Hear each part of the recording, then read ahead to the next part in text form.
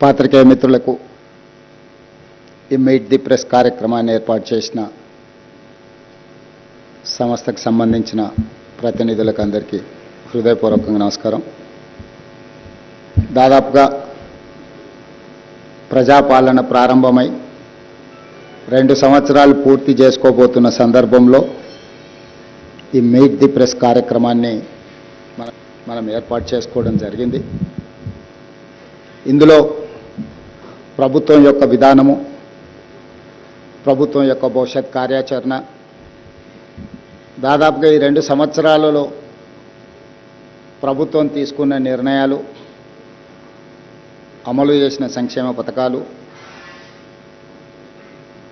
ప్రణాళికలు రచించిన అభివృద్ధి కార్యక్రమాల గురించి ప్రధానంగా ఈ మీట్ ది ప్రెస్ కార్యక్రమంలో మనం చర్చించుకుంటే తెలంగాణ సమాజానికి ప్రయోజనకరంగా ఉంటుందనేది నా భావన. అదేవిధంగా కొంత గతాన్ని మనం చర్చించుకుంటే భవిష్యత్ ప్రణాళికలను పకడ్బందీగా రచించుకోవడానికి అవకాశం ఉంటుందనేది నా సూచన. అందుకే ఈ మీట్ ది ప్రెస్ కార్యక్రమంలో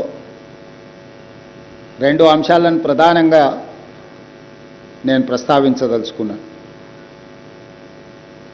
మొదటిది 2004 నుంచి 2014 వరకు 10 సంవత్సరాలు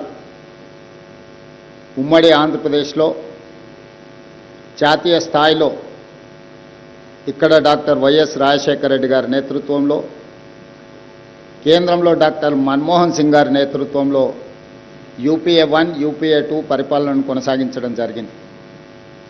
ఆ సందర్భంగా 10 సంవత్సరాలలో ఆనాడు జరిగిన అభివృద్ధి కార్యక్రమాలు, ఆనాడు అమలు చేసిన సంక్షేమ పథకాలు,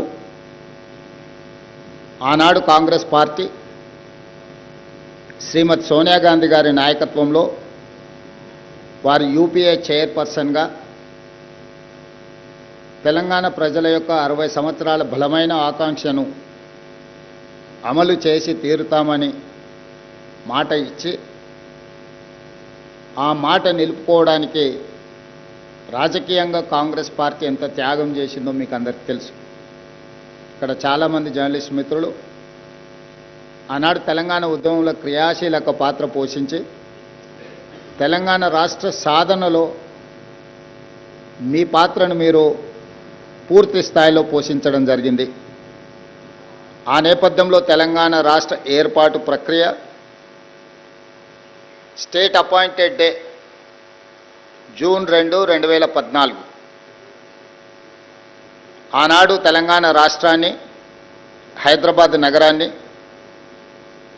4 కోట్ల తెలంగాణ ప్రజలకు కాంగ్రెస్ పార్టీ అప్పగించడం జరిగింది.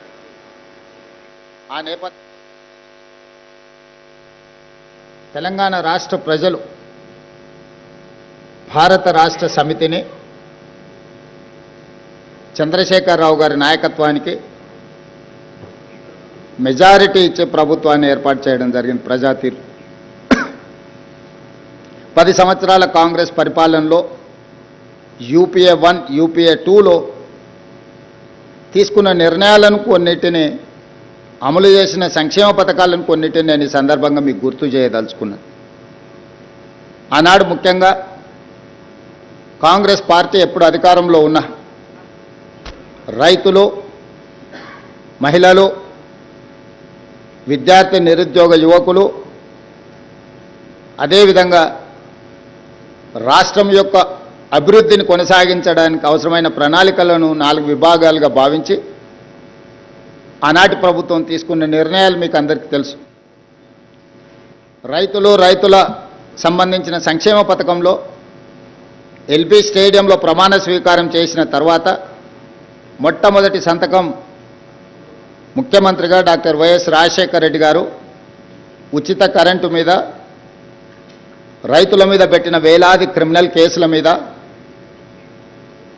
రైతులకు వ్యవసాయ బిల్లులు దాదాపుగా 1300 కోట్ల రూపాయల బకాయిల రద్దు మీద మొట్టమొదటి సంతకం చేయడం ద్వారా వ్యవసాయం దండగ కాదు, వ్యవసాయాన్ని పండుగ చేయాలని, రైతును రాజును చేయాలని ఆనాడు రాజశేఖర రెడ్డి గారు ఉచిత కరెంటును ప్రవేశపెట్టడం జరిగింది. ఆ తర్వాత రైతు రుణమాఫీ జాతీయ స్థాయిలో 72,000 కోట్ల రూపాయల రైతు రుణమాఫీని డాక్టర్ మన్మోహన్ సింగ్ గారు అమలు చేయడం జరిగింది.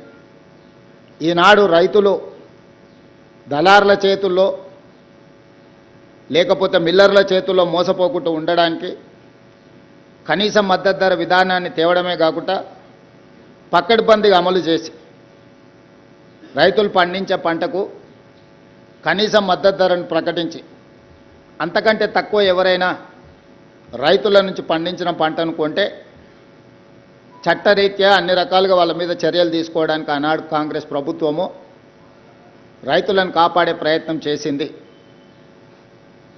అదేవిధంగా రైతుల యొక్క కరువు సమస్యల్ని వలస సమస్యల్ని పరిష్కరించడానికి జలయజ్ఞం పేరు మీద ప్రాజెక్టుల నిర్మాణం వేగవంతం చేయాలి, అత్యంత ప్రాధాన్యతతో కూడుకున్న ప్రాజెక్టులను పూర్తి చేయాలని ముఖ్యంగా తెలంగాణ రాష్ట్రానికి సంబంధించి కల్వకుర్తి ఎత్తిపోతలు కావచ్చు, భీమా నెట్టంపాడు కోయిల్ సాగర్ జూరార్ల ప్రాజెక్టుల యొక్క పూర్తి కావచ్చు, ఆర్డీఎస్ ప్రాజెక్టు యొక్క ప్రక్షాళన కావచ్చు, రాజీవ్ సాగర్ ఇందిరాసాగర్ కావచ్చు, ఈనాటికి అసంపూర్తిగా ఉన్న ఎస్ఎల్బిసి టన్నెల్ కావచ్చు, ఈరోజు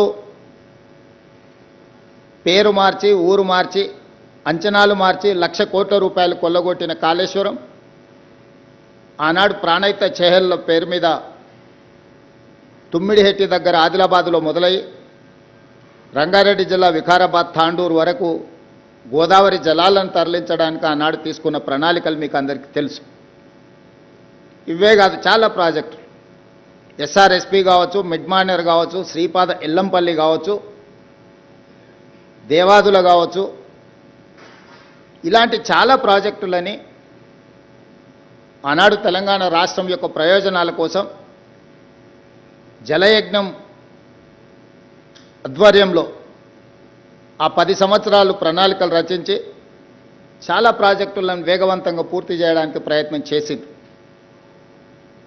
ఈనాడు మనం గుర్తు చేసుకోవాల్సిన పేదల యొక్క గుండె ధైర్యం పి జనార్దన్ రెడ్డి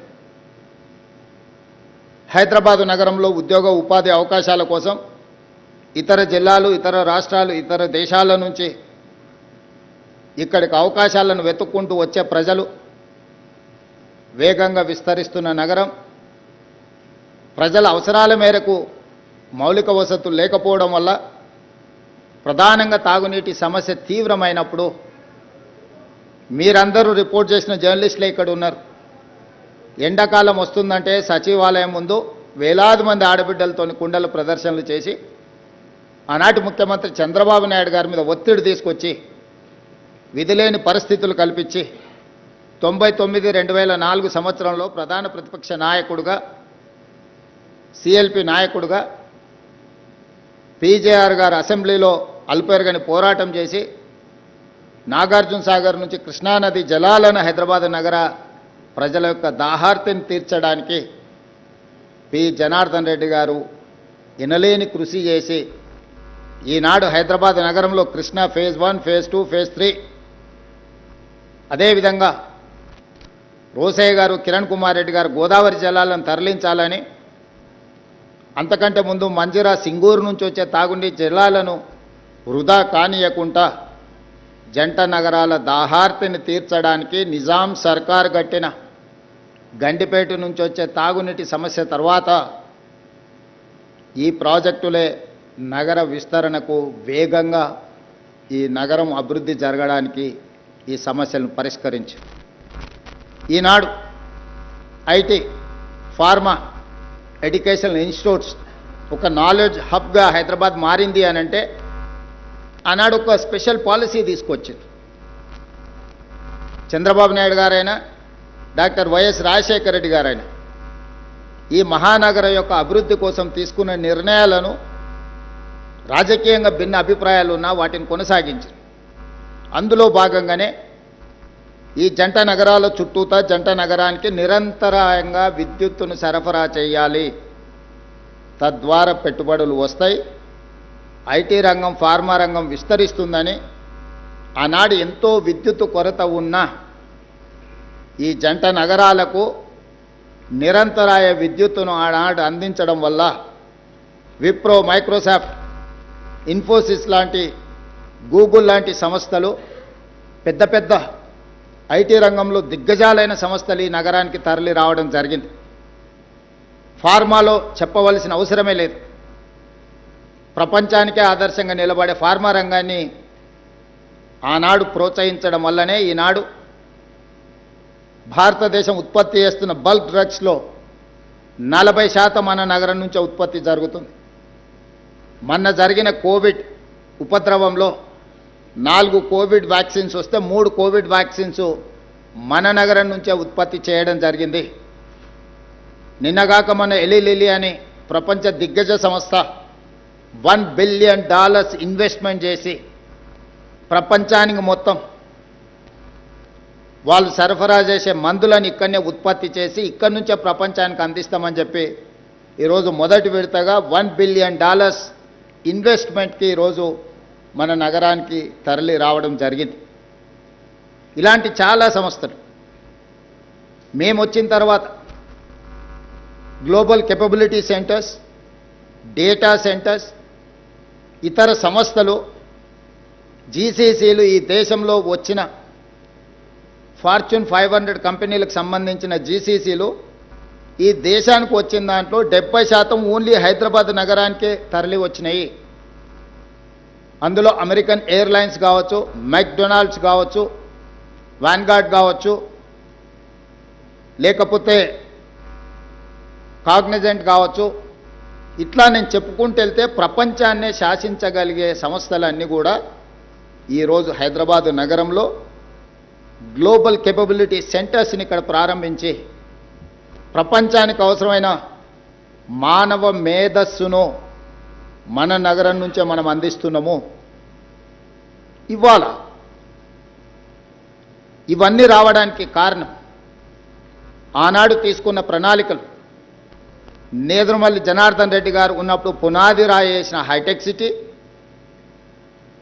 రాజశేఖర్ రెడ్డి గారు కొనసాగించిన ఔటర్ రింగ్ రోడ్, అంతర్జాతీయ ఎయిర్పోర్ట్, మెట్రో రైలు, కృష్ణా గోదావరి తాగునీటి జలాలు, ఐఎస్బీలు, నల్చర్లు, ట్రిపుల్ ఐటీలు, చంద్రబాబు నాయుడు గారు ప్రారంభించిన రాజకీయ కక్ష లేకుండా వాటిని వేగంగా అభివృద్ధి చేయడానికి, ఒక నాలెడ్జ్ హబ్ను క్రియేట్ చేయడానికి ఆనాడు విజయభాస్కర్ రెడ్డి గారు ప్రోత్సహించిన అపోలో హాస్పిటల్స్ నుంచి మొదలు పెడితే ఈనాడు ఉన్న ఏఐజీ, యశోద, గొప్ప గొప్ప హెల్త్ సెంటర్స్ ఇక్కడికి రావడానికి కారణము ఆనాడు కాంగ్రెస్ పార్టీ తీసుకున్న పాలసీలే.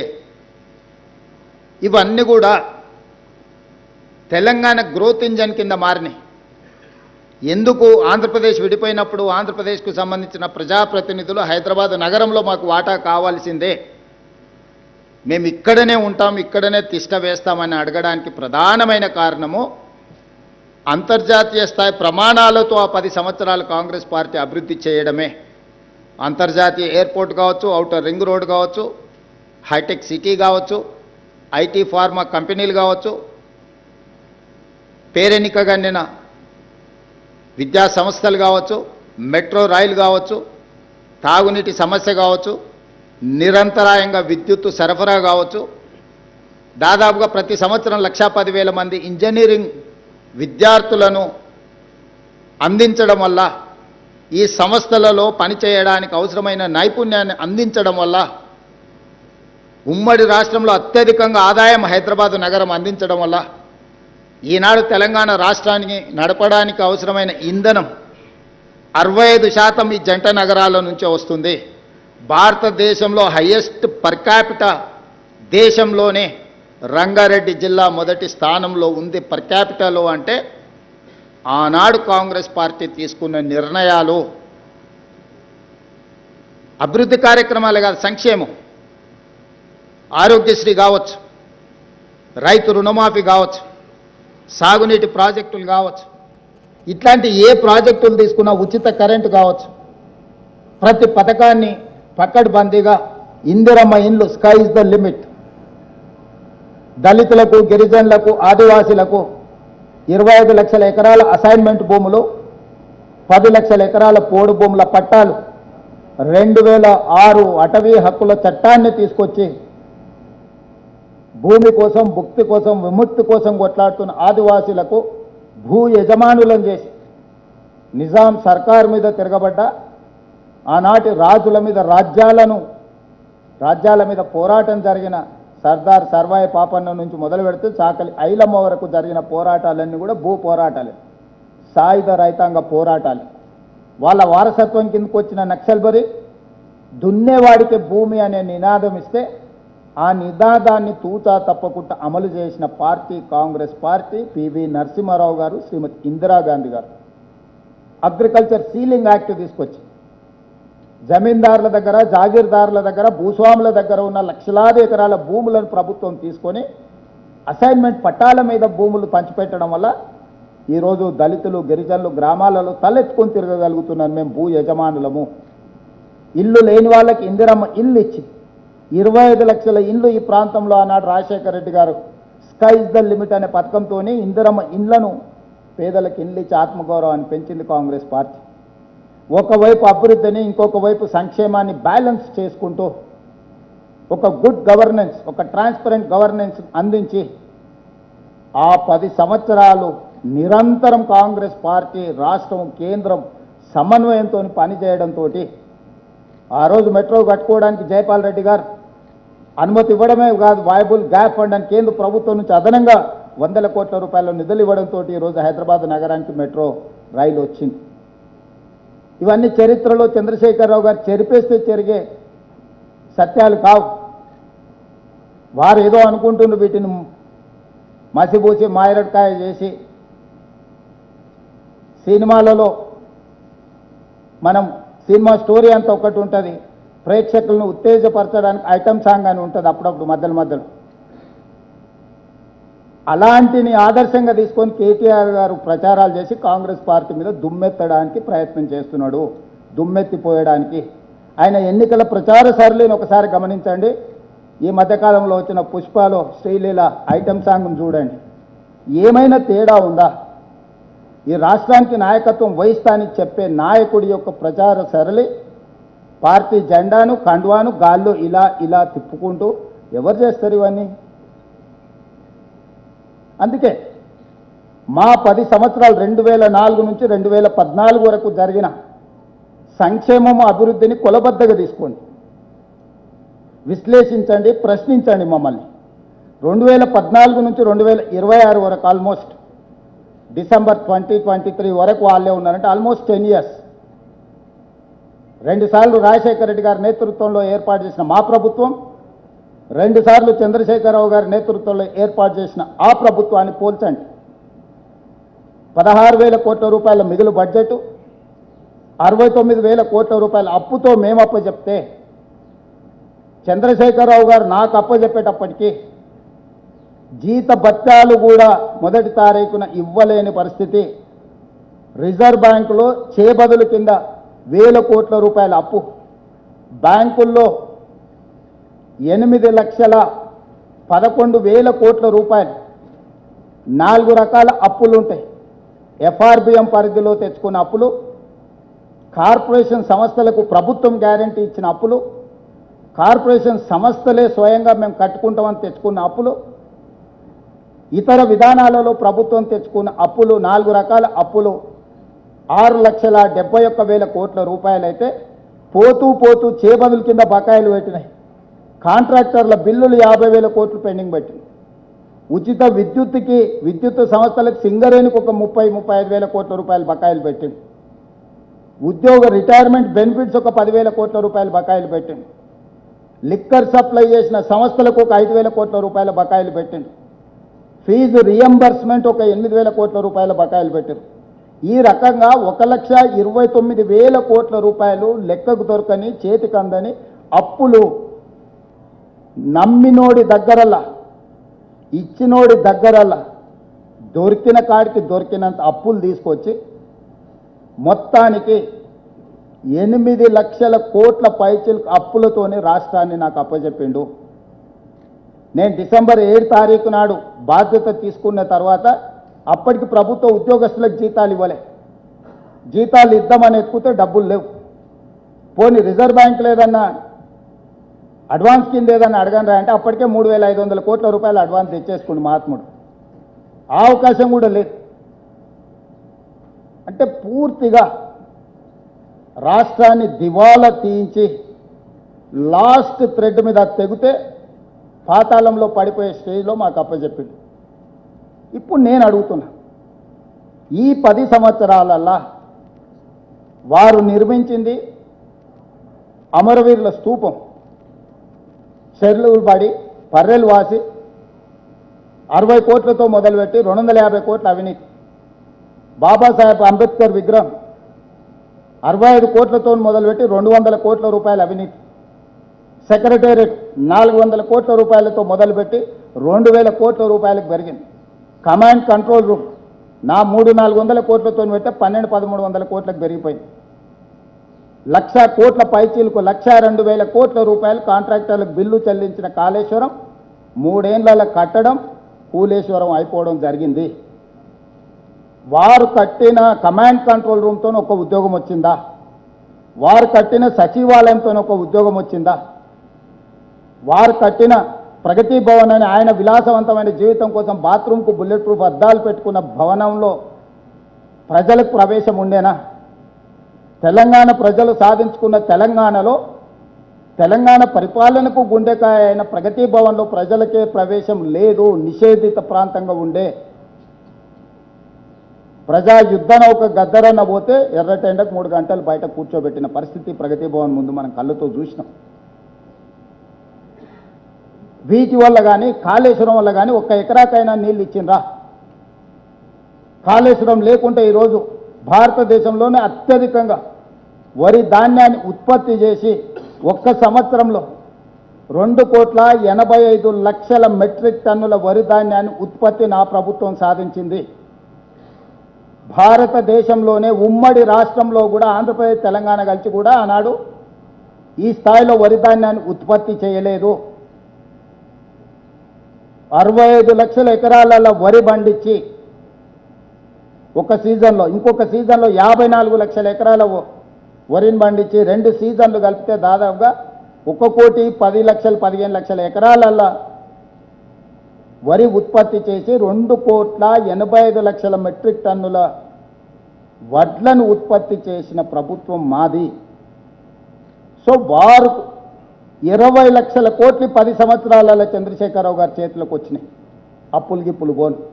యావరేజ్గా సంవత్సరానికి 2 లక్షల కోట్ల రూపాయల బడ్జెట్ని యావరేజ్ చేసుకుంటే 20 లక్షల కోట్ల రూపాయలు వచ్చినాయి. నేను మీడియా మిత్రుల ద్వారా చంద్రశేఖరరావు గారిని బీఆర్ఎస్ పార్టీని నేను అడుగుతున్నాను, 20 లక్షల కోట్ల రూపాయలతో నికరంగా తెలంగాణ రాష్ట్రంలో ఒక్క సాగునీటి ప్రాజెక్ట్ అయినా పూర్తి చేసిండ్రా? ఒక్క నూతన విద్యా సంస్థనైనా మీరు తీసుకొచ్చిండ్రా? ఉన్న యూనివర్సిటీలకు వైస్ ఛాన్సలర్స్నైనా నియమించిండ్రా? గ్రామీణ పాఠశాలల సింగిల్ టీచర్ పాఠశాలలు 5,000 పైచిలకు పాఠశాలలు మీరు మూత వేసిండ్రు. పేదలకు విద్యను దూరం చేసిండ్రు, రైతులకు వ్యవసాయాన్ని దూరం చేసిండ్రు, మహిళలకు రాజ్యాధికారాన్ని దూరం చేసిండ్రు, మహిళా సంఘాలను నిర్వీర్యం చేసిండ్రు. 0 వడ్డీ కానీ పావులా వడ్డీ కానీ 10 పైసలైన వాళ్ళు మీరు ఇచ్చిండ్రా? 5 సంవత్సరాలు అసలు మంత్రివర్గంలో మహిళలకు స్థానం ఇచ్చిండ్రా? 1,15,000 ప్రభుత్వ ఉద్యోగ ఖాళీలు ఉన్నాయని మొదటి అసెంబ్లీలో చంద్రశేఖరరావు గారి సమాధానం చెప్తే 10 ఏళ్ళైనా ఖాళీలను ఎందుకు భర్తీ చేయలే? అంటే ఉద్యమము తెలంగాణ రాష్ట్ర సాధన యొక్క ఆత్మనే చంపేసింది. ఏ ఒక్క ప్రాజెక్టు పూర్తి చేయాలి? 1,86,000 కోట్ల రూపాయలు సాగునీటి ప్రాజెక్టుల కాంట్రాక్టర్లకు చెల్లించిండ్రు. 1000 కోట్లతో పూర్తి కావాల్సిన కల్వకుర్తి పూర్తి కాలే, 2,000 కోట్లతో పూర్తి కావాల్సిన ఎస్ఎల్బిసి టన్నెల్ పూర్తి కాలే 10 సంవత్సరాల. భీమా, నెట్టంపాడు, కోయిల్ సాగరు, రాజీవ్ సాగర్, సీతారామ సాగర్ కింద పేరు మారింది, సమ్మక్క సారలక్కగా మారింది, ప్రాణహిత చేవెళ్ళ కాళేశ్వరంగా మారింది. ఏ ప్రాజెక్టు కూడా పూర్తి చేయలే. 1,86,000 కోట్ల రూపాయలు ఎక్కడికి వెళ్ళినాయి? 27,000 కోట్ల రూపాయలు పాలమూరు రంగారెడ్డి ఎత్తిపోతల ఖర్చు పెట్టి 1 ఎకరాకు కూడా నీళ్ళు ఇవ్వలేదు. ఏ రంగమైనా తీసుకోండి, వ్యవసాయ రంగం తీసుకుంటారా, విద్యారంగం తీసుకుంటారా, వైద్య రంగం తీసుకుంటారా? ఉస్మానియా హాస్పిటల్ 100 సంవత్సరాలు పూర్తి చేసుకున్నది, శిథిలావస్థకు చేరుతున్నది. అది హెరిటేజ్ బిల్డింగ్. ఉస్మానియా హాస్పిటల్ని కొత్త దగ్గర నిర్మించండి, కనీసం ఒక ఉస్మానియా హాస్పిటల్ని కూడా నిర్మించే ప్రయత్నం చేయలేదు.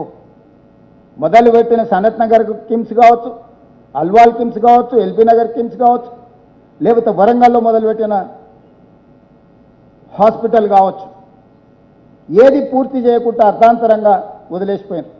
హైదరాబాద్లో నిర్మించదలుచుకున్న ఆరాంఘర్ కావచ్చు, హైటెక్ సిటీ దగ్గర కట్టిన పీజీఆర్ ఫ్లైఓవర్ కావచ్చు, సిటీలో కూడా ఏవైనా ప్రాజెక్టులు మొదలుపెట్టినాయి, పూర్తయినాయా? ఒక్క ఉద్యోగం రాని, పైసా ప్రయోజనం లేని కమాండ్ కంట్రోల్ రూము, సచివాలయము, ప్రగతి భవన్ ఇవి పూర్తయినాయి.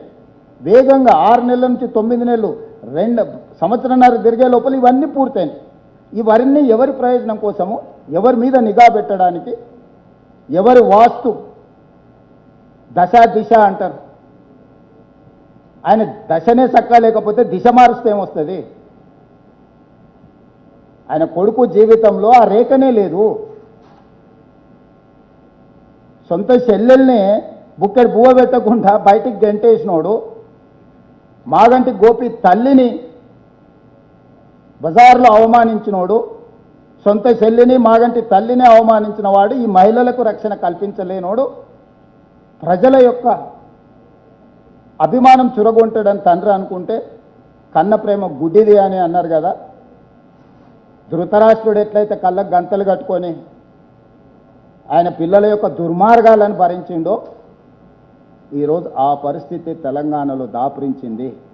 నేను వచ్చిన తర్వాత డిసెంబర్ 7, 2023 ప్రజాపాలన ఇందిరమ్మ ప్రభుత్వం ఏర్పడ్డ తర్వాత మీరేం చేసిందని మమ్మల్ని అడుగుతున్నా. ఎస్, అది ప్రతిపక్షం బాధ్యత, మమ్మల్ని అడగాలి, మేము చెప్పాలి. అది మా బాధ్యత చెప్పడం. అడగడం వాళ్ళ అధికారం, చెప్పడం మా బాధ్యత. అధికారాన్ని చేపట్టిన 48 గంటల్లోనే ఈ రాష్ట్రంలో ఆడపిల్లలకు బస్సుల్లో ఉచిత ప్రయాణానికి నేను సంతకం పెట్టినా. ఈనాటికి 7,100 కోట్ల రూపాయల ఆడబిడ్డలకు ఉచిత బస్సు ప్రయాణం వల్ల లబ్ధి చేకూరింది. నష్టాలలో ఉన్న ఆర్టీసీ రోజు లాభాల బాటలో నడిపిస్తున్న నేను. రాజీవ్ ఆరోగ్యశ్రీ నిర్వీర్యం చేస్తే దాన్ని పునరుద్ధరించి 5 లక్షల నుంచి 10 లక్షల రూపాయలకు నేను పెంచిన. ముఖ్యమంత్రి సహాయ నిధి నుంచి, రాజీవ్ ఆరోగ్యశ్రీ నుంచి ఈ 22 నెలల్లో దాదాపుగా 3,500 నుంచి 4,000 కోట్ల రూపాయలు నా ప్రభుత్వం ఖర్చు పెట్టింది. వదిలేసిన అన్ని హాస్పిటళ్లను కొలిక్కి పట్టుకొచ్చినాము పూర్తి చేయడానికి. 3,000 కోట్ల రూపాయలతో ఉస్మానియా హాస్పిటల్ పనులను ప్రారంభించినాము. ఎన్నో సంవత్సరాలుగా వాయిదా పడుతున్న హైకోర్టుకు 100 ఎకరాల భూమిని కేటాయించి 3,000 కోట్ల రూపాయలతోని దేశానికి ఆదర్శంగా ఒక హైకోర్టును నిర్మించుకోవాలని ఈరోజు పనులు ప్రారంభించినాము. ఆనాటి పథకాలను వేటిని రద్దు చేయాలి. దోపిడీ జరుగుతున్న బతుకమ్మ చీరలను తీస్తే ఈరోజు ఆడబిడ్డలకు 2 మంచి చీరలు 1 కోటి మందికి ఇవ్వాలి అని చెప్పి చీరల పథకాన్ని పునరుద్ధరించినాము. ఆనాడు దొడ్డు బియ్యం ఇచ్చి బర్లకు దానా పెడుతుంటే ఈనాడు నేను సన్న బియ్యం ఇచ్చి 3,10,00,000 మంది ఈరోజు తెలంగాణ రాష్ట్రంలో సన్న బియ్యం తింటున్నారు. రేషన్ కార్డులు నేను ఇచ్చిన, 500 రూపాయలకు సిలిండర్ నేను ఇచ్చిన, 200 యూనిట్లు ప్రతి ఇంటికి పేదవాడికి 50 లక్షల కుటుంబాలకు ఉచిత కరెంటు నేను ఇచ్చిన, 3,10,00,000 మందికి సన్న బియ్యం నేను ఇచ్చిన, రాజీవ్ ఆరోగ్యశ్రీ 10 లక్షలకి నేను పెంచిన, 21,000 కోట్ల రూపాయలు 25 లక్షల మంది రైతుల కుటుంబాలకు రైతు రుణమాఫీ నేను చేసిన. ఇవాళ నేను 9,000 కోట్ల రూపాయలు 9 రోజుల్లో రైతు భరోసా ఖాతాల రైతుల్లోకి వేసి రైతు భరోసా పథకాన్ని ఆనాడు 6,500 ఉంటే ఈనాడు 9,000 కోట్లకు పెంచి రైతు భరోసా పథకాన్ని నేను అమలు చేసిన. షాదీ ముబారక్ కళ్యాణ లక్ష్మి కొనసాగించిన. ఏ ఒక్క పథకాన్ని కూడా చంద్రశేఖరరావు ప్రారంభించింది నేను రద్దు చేయలేదు. నేను అదనంగా సన్న బియ్యం ఇచ్చినా, రేషన్ కార్డులు ఇచ్చినా, ఉచితంగా కరెంటు రైతులకు ఇవ్వడమే కాకుండా ఇండ్లకి 200 యూనిట్లు ఉచిత కరెంట్ ఇచ్చినా, 500 రూపాయలకు సిలిండర్ ఇచ్చినా, ప్రతి పథకాన్ని నేను అమలు చేసిన, అదనంగా చేసిన. ఏళ్ల నుంచి సమాజాన్ని పట్టి పీడిస్తున్నా. ఇక్కడ చాలా మంది మిత్రులు ఉండొచ్చు, వర్గీకరణ మీద ఎవడైనా ఈ దేశంలో సాహసం చేసిండా? 35 సంవత్సరాల నుంచి ఎస్సీ వర్గీకరణ మీద పోరాటాలు చేసి పిల్లలు ప్రాణాలు కోల్పోయి ప్రాణం పెట్టి కొట్లాడింది. వర్గీకరణ సమస్యకు శాశ్వత పరిష్కారం చూపించి వర్గీకరణనే మొట్టమొదటి దేశంలో అమలు చేసిన రాష్ట్రంగా నేను మొదటి స్థానంలో నిలబడ్డా. 100 సంవత్సరాల నుంచి కులగణన జరగకపోతే బ్రిటిషర్స్ చేసిన కులగణన తర్వాత ఈ దేశంలో జనగణనలో కులగణన చేసి దేశానికి ఆదర్శంగా నిలబడి నరేంద్ర మోడీ కేంద్ర ప్రభుత్వం మెడలు వంచి రేపు జరగబోయే 2026 జనగణనలో కులగణన చేర్పించిన రాష్ట్రం తెలంగాణ రాష్ట్రం. నేను పకడ్బందీగా కులగణన చేసి సోషల్ జస్టిస్ చేసిన. February 4th every year social justice day కింద సెలబ్రేట్ చేయడానికి నేను జీవో ఇచ్చిన. 10 సంవత్సరాలు తెలంగాణ రాష్ట్రానికి రాష్ట్ర గీతమే లేదు. తెలంగాణ రాష్ట్రానికి రాష్ట్ర గీతాన్ని అందించిన తెలంగాణ ప్రజలకు తెలంగాణ తల్లిని, పేద ప్రజల యొక్క ఆత్మగౌరవమైన తెలంగాణ తల్లిని తెలంగాణ ప్రజలకు అందుబాటులోకి తీసుకొచ్చిన. ఎడ్యుకేషనల్ ఇన్స్టిట్యూట్స్, స్కిల్స్ యూనివర్సిటీ తీసుకొచ్చిన, స్పోర్ట్స్ యూనివర్సిటీ తీసుకొచ్చిన, young India integrated residential schools తీసుకొచ్చిన. 100 నియోజకవర్గాలలో 100 యంగ్ ఇండియా ఇంటిగ్రేటెడ్ స్కూల్స్, 25 ఎకరాలలో ఈచ్ స్కూల్ యావరేజ్ 200 crores ఈరోజు ప్రారంభించుకున్నాం.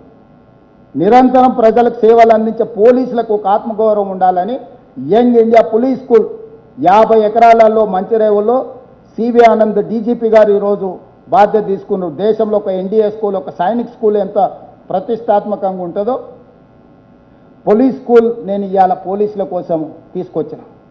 ఇవాళ వదిలేసిన హాస్పిటల్స్ ఉన్నాయి. ఎర్రగడ్డ కావచ్చు, అల్వాల్ కావచ్చు, ఎల్బీ నగర్ కావచ్చు, వరంగల్ కావచ్చు, వేగంగా పూర్తి చేస్తున్నారు. రేపు 6 నెలల్లో జూన్ 2, 2026 లోపల వాటి అన్నిటిని పూర్తి చేస్తాం.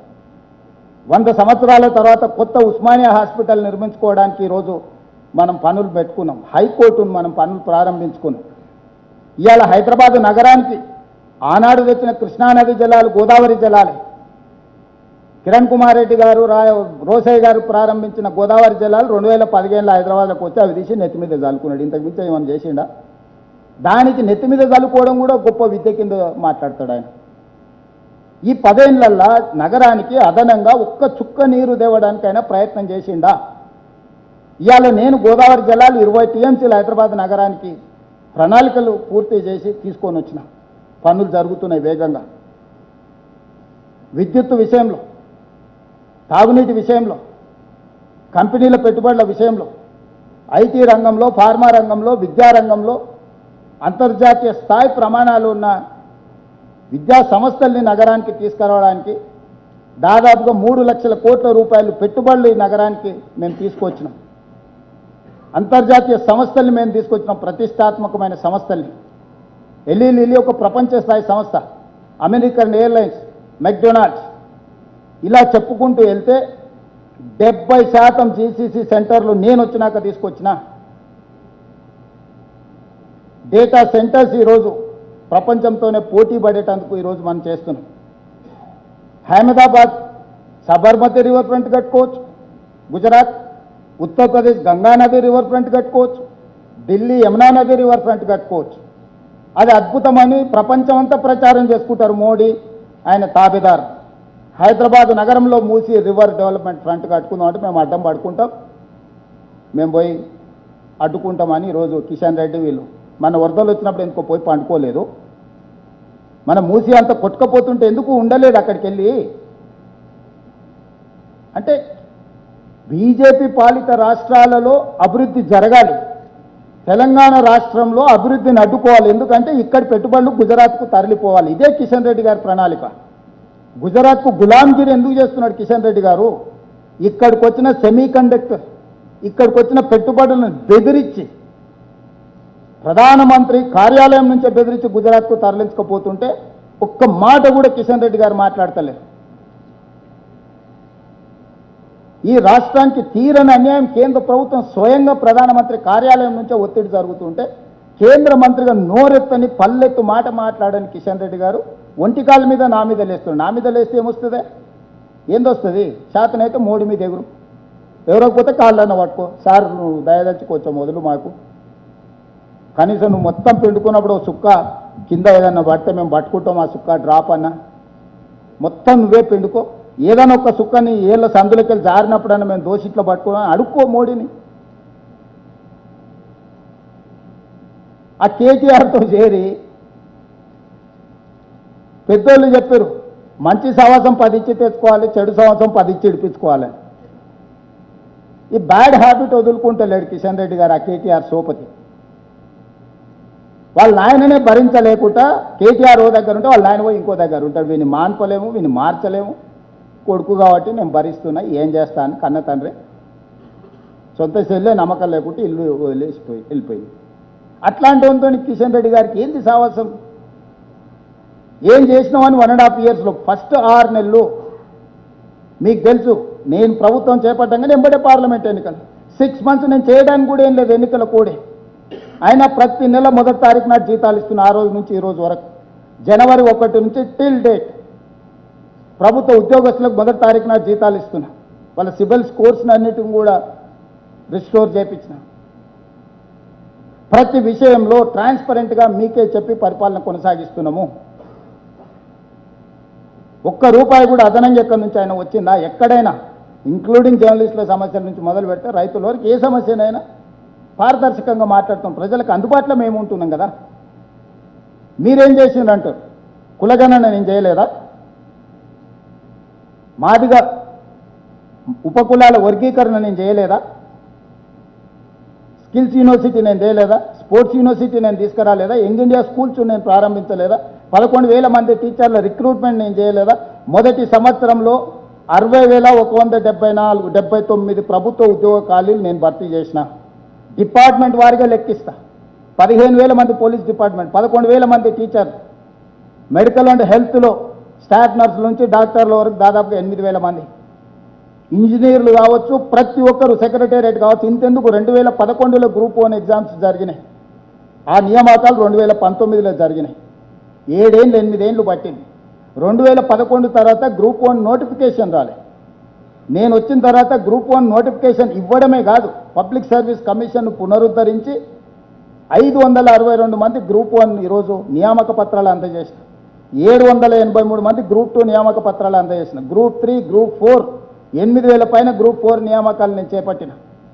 ఈ ఉద్యోగ నియామకాలు 60,000 పైన నేను ప్రత్యక్షంగా ప్రభుత్వ ఉద్యోగ నియామకాలు ఇచ్చిన. ప్రతిదీ లెక్క కట్టండి. నేను మీడియా మిత్రులకు సూటిగా సూచన చేస్తున్నా, లెక్క తీయండి డిపార్ట్మెంట్ వారిగా.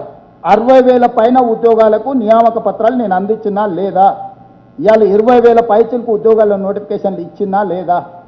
నన్ను ఏంది అడిగేది? నువ్వు వీసీలు వైస్ ఛాన్సలర్స్ని కూడా నియమించలే.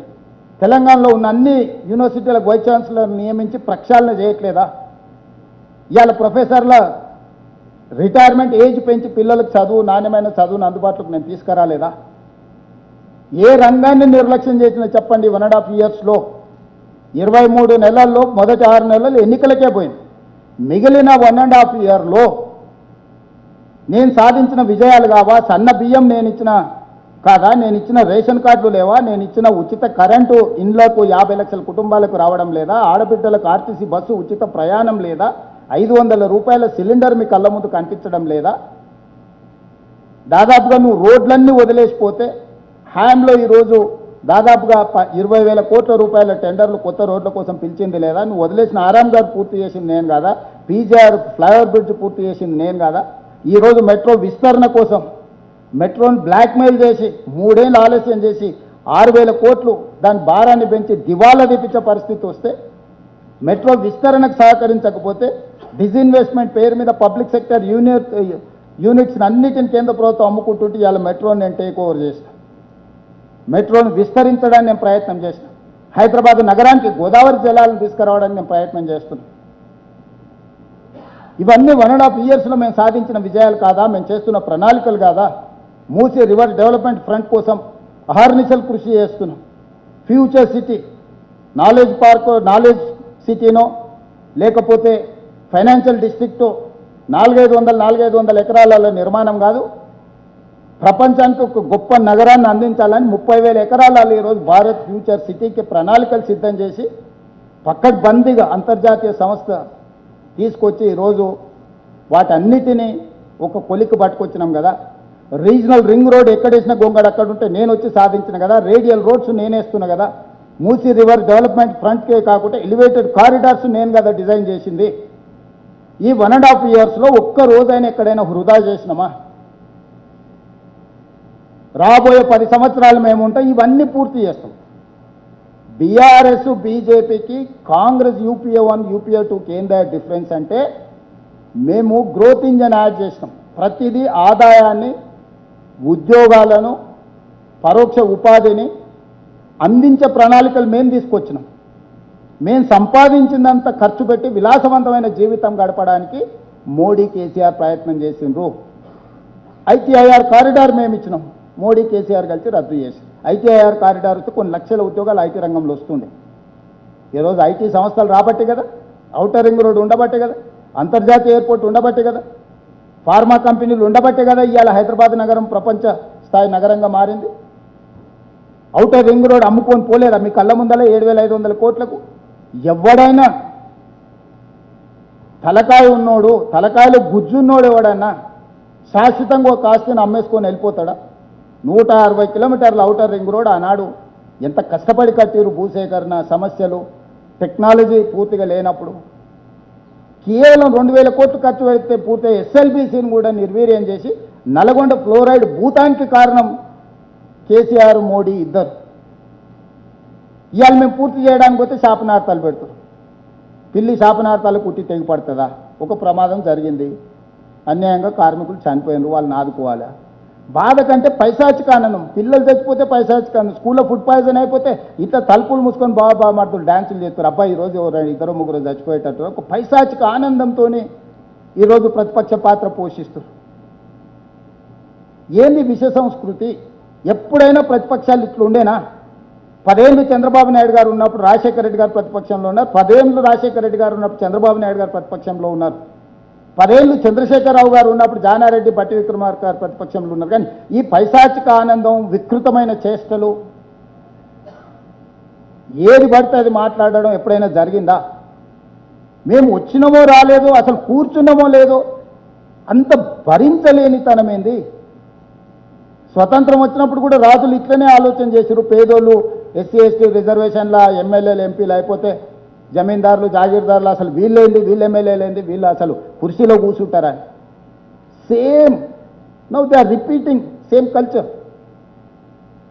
అంత అసహనం ఎందుకు కేటీఆర్ గారికి, హరీష్ గారికి? వాళ్ళ మొహాలు చూడండి. ఎప్పుడైనా ఒక్కసారి అసెంబ్లీలో ఉన్నప్పుడు ముఖమంతా పింజరించుకొని ఇట్లా విషమంతా ఇట్లా ఫేస్లో, నిజంగానే వాళ్ళ కళ్ళకి శక్తి ఉంటే మాడి మసైపోయేటట్టు చూస్తుంటారు ఆ ముఖ్యమంత్రి కుర్చీ దిక్కు. అసలు ఏంది మీ తాత ముత్తాతల జాగీర్ రాదేమన్నా? జాగీర్ అయినా కూడా పోతుంది. ఊర్లలో మాకు బొచ్చడు భూములు ఉండే పోయినాయి. సీలింగ్ యాక్ట్ వచ్చినప్పుడు ఇటు చాలా మంది భూములు కోల్పోయిన వాళ్ళు చాలా మంది. 4 రోజులు అయినాక మనసు కుదుట చేసుకుంటాము. అసలు ఏంది ఆ పైశాచిక ఆనందము? ఏంది వాళ్ళ విపరీతమైన ధోరణి? జూబ్లీహిల్స్ ఉప ఎన్నికల గురించి ఇక్కడ చెత్త ఉంది, అక్కడ మోరుంది, ఇక్కడ మురుకుంది అంటాడు. మున్సిపల్ మంత్రి నువ్వే కదా స్వామి. 3 సార్లు మీ ఎమ్మెల్యేనే కదా అక్కడ నుంచి, 3 సార్లు కిషన్ రెడ్డి బీజేపీ పార్టీ కదా ఎంపీ. మాకెన్నడ అవకాశం వచ్చింది? Councillor, corporator, MLA, MLC, MP, కేంద్ర మంత్రి, రాష్ట్ర మంత్రి, అన్ని మంత్రులు మీరు ఇద్దరే ఉంటారు, తోడు దొంగలు. దానికి కారణం మీరే కదా. మా ప్రాతినిధ్యమే లేదు అక్కడ. ఆ సమస్యకు మమ్మల్ని ఎట్లా జవాబు చెప్పంటాడు కేటీఆర్. 10 ఏళ్ళు అట్లా చేసినందుకు నేను అందుకే చెప్పిన, ఏదన్నా చెత్తకుండి చూసి ఓ రోజంతా ఆయనను గట్టేరాడ, దాంతోనే ఆయనకు తత్వం బోధపడుతుంది అని. దయచేసి ప్రజలు, మీడియా మిత్రులకు నా విజ్ఞప్తి ఒకటే, ఇది ప్రజాపాలన, ప్రజలకు అందుబాటులో ఉండే పాలన, ప్రజలు మా దృష్టికి తెచ్చిన సమస్యలను పరిష్కరించే పాలన. అన్ని సమస్యలు ఓవర్నైట్గా పరిష్కారం అయితే దేశంలోనే సమస్యలు ఉండకపోనేమో. విడతల వారీగా, ప్రాధాన్యత వారీగా సమస్యలను పరిష్కరించే బాధ్యత మేము తీసుకుంటాము. అది విద్య కావచ్చు, వైద్యం కావచ్చు, మహిళలు కావచ్చు, రైతులు కావచ్చు, విద్యార్థులు కావచ్చు, నిరుద్యోగ యువకులు కావచ్చు, అమరవీరుల కుటుంబాలు కావచ్చు, తెలంగాణ ముఖ్యంగా సాంస్కృతిక తెలంగాణ కవులు, గాయకులు, కళాకారులను ఆదుకునే విధానం కావచ్చు, పోరాటాలు కావచ్చు. అందుకే మేము నక్సలైట్ మిత్రులను కూడా జనజీవన స్రవంతిలోకి రావండి, మీ ఆలోచనల ప్రకారం తెలంగాణను ఒక దిశగా పేదవాళ్ళకు పరిపాలన అందించే పరిపాలన తీసుకొద్దామని మేము మాట్లాడినాం. ఇవాళ నేను ఒకటే మాట అడగదలుచుకున్నా, ఎవరిది అగ్రికల్చర్, ఎవరిది డ్రగ్స్ కల్చర్ మీరు నిర్ణయించుకోండి. ఒకనాడు గంజాయి డ్రగ్స్ అంటే ఎక్కడో ఇనటోళ్ళు ఎవరో వాడతారని, అడవుల్లో సాములో సన్నాసులో తీసుకుంటారని, డ్రగ్స్ పెద్ద పెద్ద వాళ్ళు తీసుకుంటారని విన్నాం. ఇవాళ గల్లీ గల్లీల గంజాయి డ్రగ్స్ కారణం ఎవరు మీరు ఒకసారి ఆలోచన చేయండి. ఎవరిది పబ్ కల్చర్, ఎవరిది సామాన్య ప్రజలతో కలిసిపోయే కల్చర్ మీరు అంచనా వేసుకోండి. ఎవరు సినీ కార్మికులతో కూర్చొని మాట్లాడుతుండ్రో, ఎవరు సినిమా తారలతో గెస్ట్ హౌజుల్లో చర్చలు చేస్తుండ్రో పోల్చి చూడండి. ఎవరి నిబద్ధత ఏందో మీరు అర్థం చేసుకోండి. ఈ నిబద్ధత మీద ప్రజల్ని తీర్పు ఇవ్వమని అడుగుతున్నానే. ఈ గ్రేటర్ హైదరాబాదులో కంటోన్మెంట్ ఒకే ఒక సీటు ఉప ఎన్నికల్లో గెలిచినాం. 30 సంవత్సరాల నుంచి పెండింగ్ ఉన్న కంటోన్మెంట్ షామీర్పేట ఎలివేటెడ్ కారిడార్కు డిఫెన్స్ భూములు, కంటోన్మెంట్ మేడ్చల్ ఎలివేటెడ్ కారిడార్కి డిఫెన్స్ నుంచి భూములను నేను సాధించుకొచ్చి పనులు ప్రారంభించిన. 5,000 కోట్ల రూపాయల నిధులు వాటికే ఇచ్చిన. కంటోన్మెంట్లో తాగునీటి సమస్యకు పరిష్కారం చూపించిన. గ్రేటర్ హైదరాబాదులో నాకు ప్రతినిధులు లేరు, ఓల్డ్ సిటీలు ఉన్నందుకు సహకరిస్తే గౌలిగూడ నుంచి చాంద్రాయణగుట్టకు మెట్రో విస్తరణ పనులు ప్రారంభించిన. కొన్ని వేల కోట్ల రూపాయలు రోడ్లకు ఇచ్చిన, అండర్ గ్రౌండ్ డ్రైనేజ్కి ఇచ్చిన. మిరాలన్ ట్యాంకు మీద సస్పెన్షన్ బ్రిడ్జ్ తీగలపు వంతెన ఈరోజు 500 కోట్లతో పనులు ప్రారంభమైనవి. ఎక్కడెక్కడైతే ప్రజాప్రతినిధులు ఆ పార్టీ ఈ పార్టీ లేకుండా మమ్మల్ని మా దృష్టికి తీసుకొస్తుండ్రో ఆ ప్రాంతంలో అభివృద్ధి కార్యక్రమాలు వేగంగా జరుగుతున్నాయి. ఈరోజు కంటోన్మెంట్లో కాంగ్రెస్ గెలిచింది కాబట్టి అక్కడ సమస్యల్ని నేను పరిష్కరించగలిగిన. ఈరోజు మిగతా ప్రాంతంలో బీఆర్ఎస్ గెలిచిన దగ్గర ఏ ఒక్కరు కూడా ప్రజా సమస్యల మీద ఈ 20 నెలల ఈ సమస్య ఉన్నది, దీనికి నిధులు కావాలి, దీన్ని పరిష్కరించండి, మీరు క్షేత్రస్థాయి పర్యటనకు రండి నన్ను ఆహ్వానించలేదు, మా దృష్టి కూడా తీసుకొస్తలేరు. మేము వెళ్ళడానికి పోతే ప్రోటోకాల్ మీరెట్లు వస్తారు, మేము లేకుండా అని పంచాయతీలు పెడతారు. ఇది సమస్యలకు పరిష్కారానికి సహకరించదు. అందుకే దయచేసి జూబ్లీ హిల్స్ ప్రజలు విజ్ఞతతో సెంటిమెంటా డెవలప్మెంటా, ఒకవేళ సెంటిమెంట్ అయితే 2007లో పీజేఆర్ కంటే గొప్ప నాయకుడు ఎవరు లేరు. పీజేఆర్ చచ్చిపోయినప్పుడు ప్రధాన ప్రతిపక్ష పార్టీ చంద్రబాబు నాయుడు గారు ఏకగ్రీవానికి సహకరించిన, ఎవరు నామినేషన్ వేయలే. పీజేఆర్ కుటుంబం వెళ్ళి కేసీఆర్ అభ్యర్థిని పెడతా అంటే 3 గంటలు ఆయన ఇంటి ముందర నించుంటే పీజేఆర్ సతీమణి కుటుంబం పోతే 3 గంటలు ఎండకు నించోబెట్టిండు, అపాయింట్మెంట్ కూడా ఇవ్వలే. ఎన్నికల్లో అభ్యర్థిని పెట్టి ఎన్నికలు తెచ్చిందే చంద్రశేఖరరావు. రామరెడ్డి వెంకటరెడ్డి ఖమ్మంలో మీకు అందరికీ తెలుసు ఆయన పెద్ద ఆయన గురించి. ఆయన చనిపోతే ఆయన సతీమణిని ఎన్నికల్లో పోటీ పెడితే కనీసం ఆమె కొన్ని వేల మందికి భోజనాలు పెట్టుంటే సొంతంగా వండి ఇంటి దగ్గరికి పోతే 24/7 వాళ్ళ ఇంట్లో పోయి వెలుగుతూనే ఉండే రామరెడ్డి వెంకటరెడ్డి ఇంట్లో. ఖమ్మం జిల్లా మిత్రులు ఎవరైనా ఉంటే నేను చెప్పింది అబద్ధమేమో మీరు వెరిఫై చేసి చెప్పండి. అట్లాంటి రామరెడ్డి వెంకటరెడ్డి చచ్చిపోతే ఆయన సతీమణిని ఎన్నికల్లో పెడితే కూడా పట్టుబట్టి ఓడగొట్టింది చంద్రశేఖరరావు. నారాయణ కేడ్ల కిష్టారెడ్డి గారు పెద్ద మంది చచ్చిపోతే అలా కొడుకుని పట్టుబట్టి ఓడగొట్టింది. అసలు ఈ సాంప్రదాయాన్ని తుంగలో తొక్కి ఏకగ్రీవం జరిగే ఉప ఎన్నికల్ని ఎన్నికలు తీసుకొచ్చి ఈ విష సంస్కృతిని, ఈ విషబీజాన్ని నాటిందే చంద్రశేఖరరావు. మరి నువ్వు నాటిన విష మొక్క నిన్నే మింగుతుంది కదా.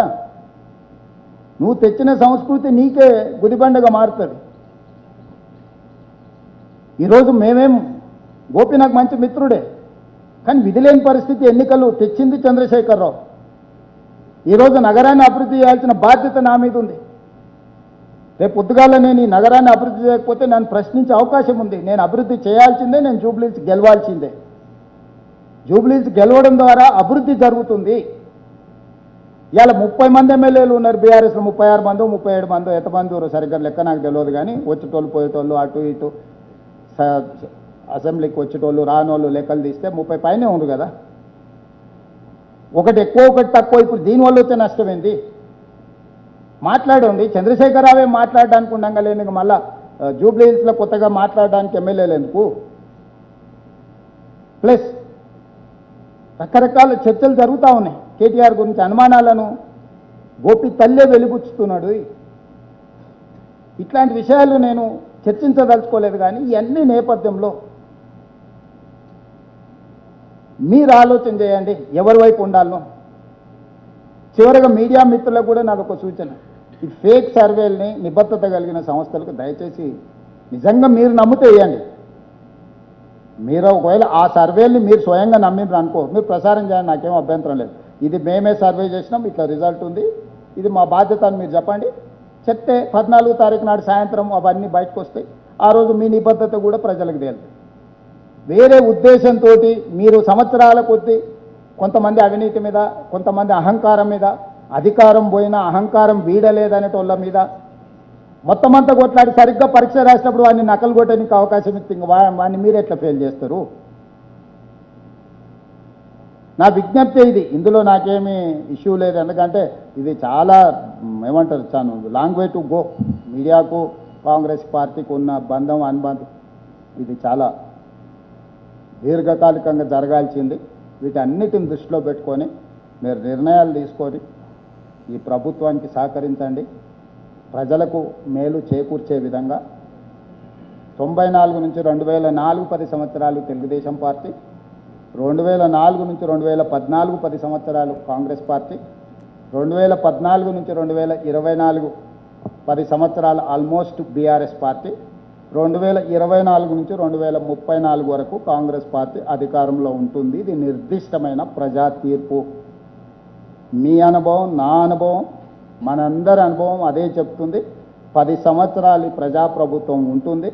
ప్రణాళికలు రచించుకొని ప్రణాళికబద్ధంగా రీజనల్ రింగ్ రోడ్ కానీ, భారత్ ఫ్యూచర్ సిటీ కానీ, మూసీ రివర్ డెవలప్మెంట్ కానీ, మెట్రో రైలు విస్తరణ కానీ, హైదరాబాద్ నగరానికి గోదావరి జలాల తరలింపు కానీ, హైదరాబాద్ ట్రాఫిక్ సమస్యను కానీ, హైదరాబాదును పట్టి పీడిస్తున్న డ్రగ్స్ని కానీ, హైదరాబాదులో ఆక్రమించుకుంటున్న చెరువులు, కుంటలు, నాలాల తొలగింపు కానీ, ఇవన్నీ చేసుకొని ఒక పొల్యూషన్ ఫ్రీ సిటీ కింద మన నగరాన్ని అభివృద్ధి చేసుకుందాం.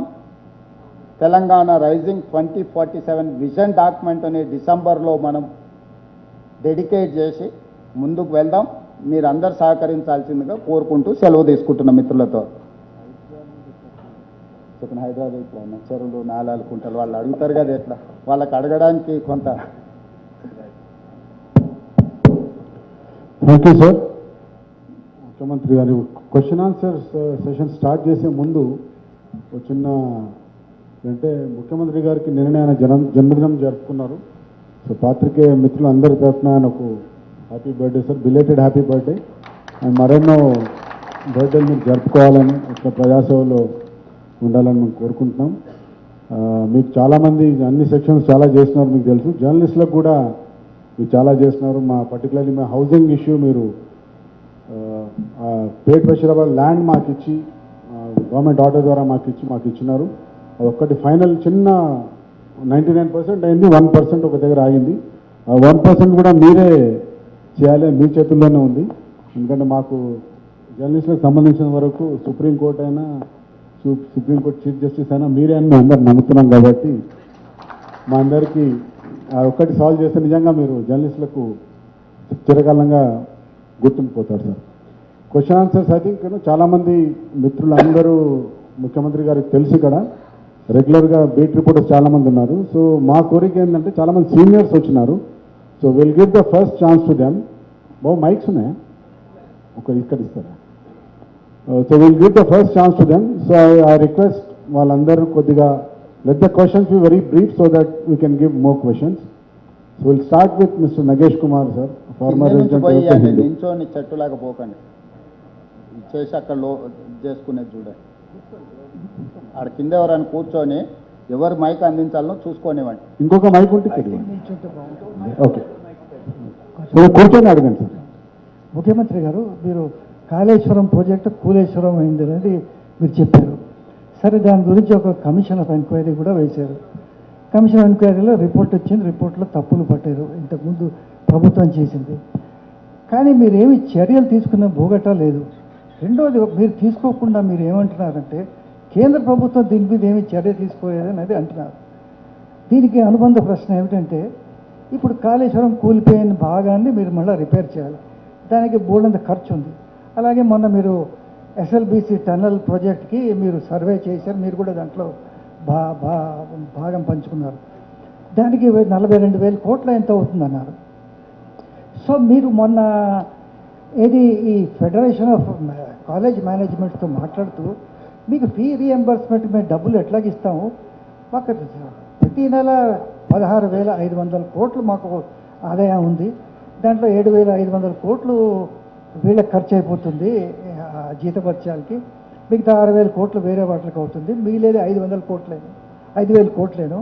మరి మీరు ఇన్ని పథకాలు చెప్పారు కదా, వీటికి అన్నింటికీ డబ్బు ఎక్కడి నుంచి వస్తుంది అనేది అడుగుతున్నాను. ఇప్పుడు మీరు అడిగిన ప్రశ్నలోనే కొంత సమాచార లోపం ఉంది. దయచేసి దీంట్లో చాలా కేంద్ర ప్రభుత్వ రంగ సంస్థలు, వివిధ ఏజెన్సీలు, బ్యాంక్ లోనింగ్ సిస్టమ్ ఉండబట్టి రాష్ట్ర స్థాయి విచారణ చేస్తే విచారణ జరిగే సమయంలో సుప్రీంకోర్టు జడ్జ్ విచారణ చేస్తున్న సందర్భంలో రాష్ట్ర ప్రభుత్వం మీద ఆరోపణలు చేశారు, కక్షగట్టి ప్రభుత్వం మా మీద విచారణ చేస్తుంది అని. అన్నిటికంటే దేశంలో పెద్ద విచారణ సంస్థ సిబిఐ కాబట్టి కేంద్ర ప్రభుత్వానికి అసెంబ్లీలో చర్చ చేసి అసెంబ్లీ శాసనసభ్యుల అభిప్రాయం మేరకు ఈరోజు సిబిఐకి ఇచ్చినాము. అంతకంటే ముందు భారతీయ జనతా పార్టీకి సంబంధించిన నరేంద్ర మోడీ గారు, అమిత్ షా గారు కాళేశ్వరాన్ని ఏటీఎంగా మార్చి 1,000 కోట్ల రూపాయలు కేసీఆర్ కుటుంబం దోపిడీ చేసిందని చెప్పారు. కేంద్ర మంత్రి కిషన్ రెడ్డి గారు స్పష్టంగా మాకు సిబిఐకి అప్పచెప్పండి, 48 గంటల్లో అందరినీ పట్టుకొచ్చి జైల్లో నిర్బంధిస్తామని చెప్పారు. కాబట్టి రాష్ట్ర ప్రభుత్వం శాసనసభలో చర్చించి మెజారిటీ శాసనసభ్యుల యొక్క సూచన మేరకు సిబిఐకి ఇచ్చినాము. 3 నెలలైనా ఈ రోజు వరకు దాని మీద ఒక్క అడుగు కూడా కేంద్ర ప్రభుత్వం ముందుకు వెయ్యలేదు. సిబిఐ కాళ్లకు బంధం వేస్తున్నది ఎవరో తేల్చాల్సింది మీడియా మిత్రులు, నెంబర్ 1. నెంబర్ 2, ఎస్ఎల్బిసిది మీరు తప్పు సమాచారం విన్నట్టున్నారు. మొత్తం ప్రాజెక్ట్ 100% పూర్తి చేయడానికే 4,600 కోట్లు, అందులో 3,200 కోట్లు ఆల్రెడీ ఖర్చు పెట్టినాం. ఇంకా 14,000-1,500 కోట్లు ఖర్చు పెట్టి 2 సంవత్సరాలు పనిచేస్తే 9.8 కిలోమీటర్ల టన్నెల్ పూర్తి చేస్తే 30 టీఎంసీల నీళ్లు 3 లక్షల ఎకరాలకు ఆయకట్టును అందించడానికి, తాగునీరు సాగునీరు అందించడానికి ప్రాజెక్టు పూర్తవుద్ది. కేవలం 14,000-1,500 కోట్ల రూపాయలు ఖర్చు పెడితే 3 లక్షల ఎకరాలకు నీళ్లు అందించే ప్రాజెక్టును చంద్రశేఖరరావు గారు 10 సంవత్సరాలైనా పూర్తి చేయకుండా పెట్టింది. దాని కింద ఉన్న ఎలిమినేటింగ్ మాధురెడ్డి ఎత్తిపోతల పథకానికి ఈ ప్రాజెక్టు పూర్తి చేయకపోవడం వల్ల నీళ్లు ఎత్తిపోయడంతో ప్రతి సంవత్సరం 500 కోట్ల రూపాయలు విద్యుత్ బిల్లులు చెల్లిస్తున్నాం. ఇప్పుడు ఈ ప్రాజెక్టు పూర్తి అయితే ఎవ్రీ ఇయర్ మన సేవింగ్ విద్యుత్కే 500 కోట్లు వస్తుంది. అందుకే ఈరోజు మొదటి ప్రాధాన్యత కింద తీసుకొని ఆ ప్రాజెక్టును పూర్తి చేస్తున్నాం. ఏఐబిపి యాక్సిలరేటరీ ఇరిగేషన్ బెనిఫిషరీ ప్రోగ్రామ్ కేంద్ర ప్రభుత్వంలో ఉంటుంది. 60% నిధులు వాళ్ళు ఇస్తారు, 40% మనం ఇస్తే చాలు. అందులో పెట్టకుండా చంద్రశేఖరరావు గారు కాలయాపన చేసింది. ఇప్పుడు ప్రాజెక్టులు అన్నిటిని ప్రాణహిత చెవెల తుమ్మిడేటి నుంచి ఎల్లంపల్లి వరకు కానీ ప్రాజెక్టులు అన్నిటిని కూడా 8 ప్రాజెక్టులను ఇప్పుడు కేంద్ర ప్రభుత్వంతో చర్చించి డిపిఆర్లు సబ్మిట్ చేసినాం. కాబట్టి ఈరోజు మీరు చెప్పే కాలేజీలు నేను మిమ్మల్ని సూటిగా అడుగుతున్నా, మీ పిల్లలు స్కూల్ కాలేజ్కి వెళ్తురా? మీ ఫ్యామిలీలో కానీ మీ కజిన్స్లో కానీ చంద్రశేఖరరావు గారి మాకు ఇచ్చిపోయింది 3,000 చిల్లర కోట్ల రూపాయల పాత బకాయిలు. ఏ ఒక్కరోజు కూడా కేసీఆర్ ఉన్నప్పుడు ₹1 అడగలే. ఈరోజు వాళ్ళకి మేము ఉన్న బకాయిలు 3,600 కోట్లు.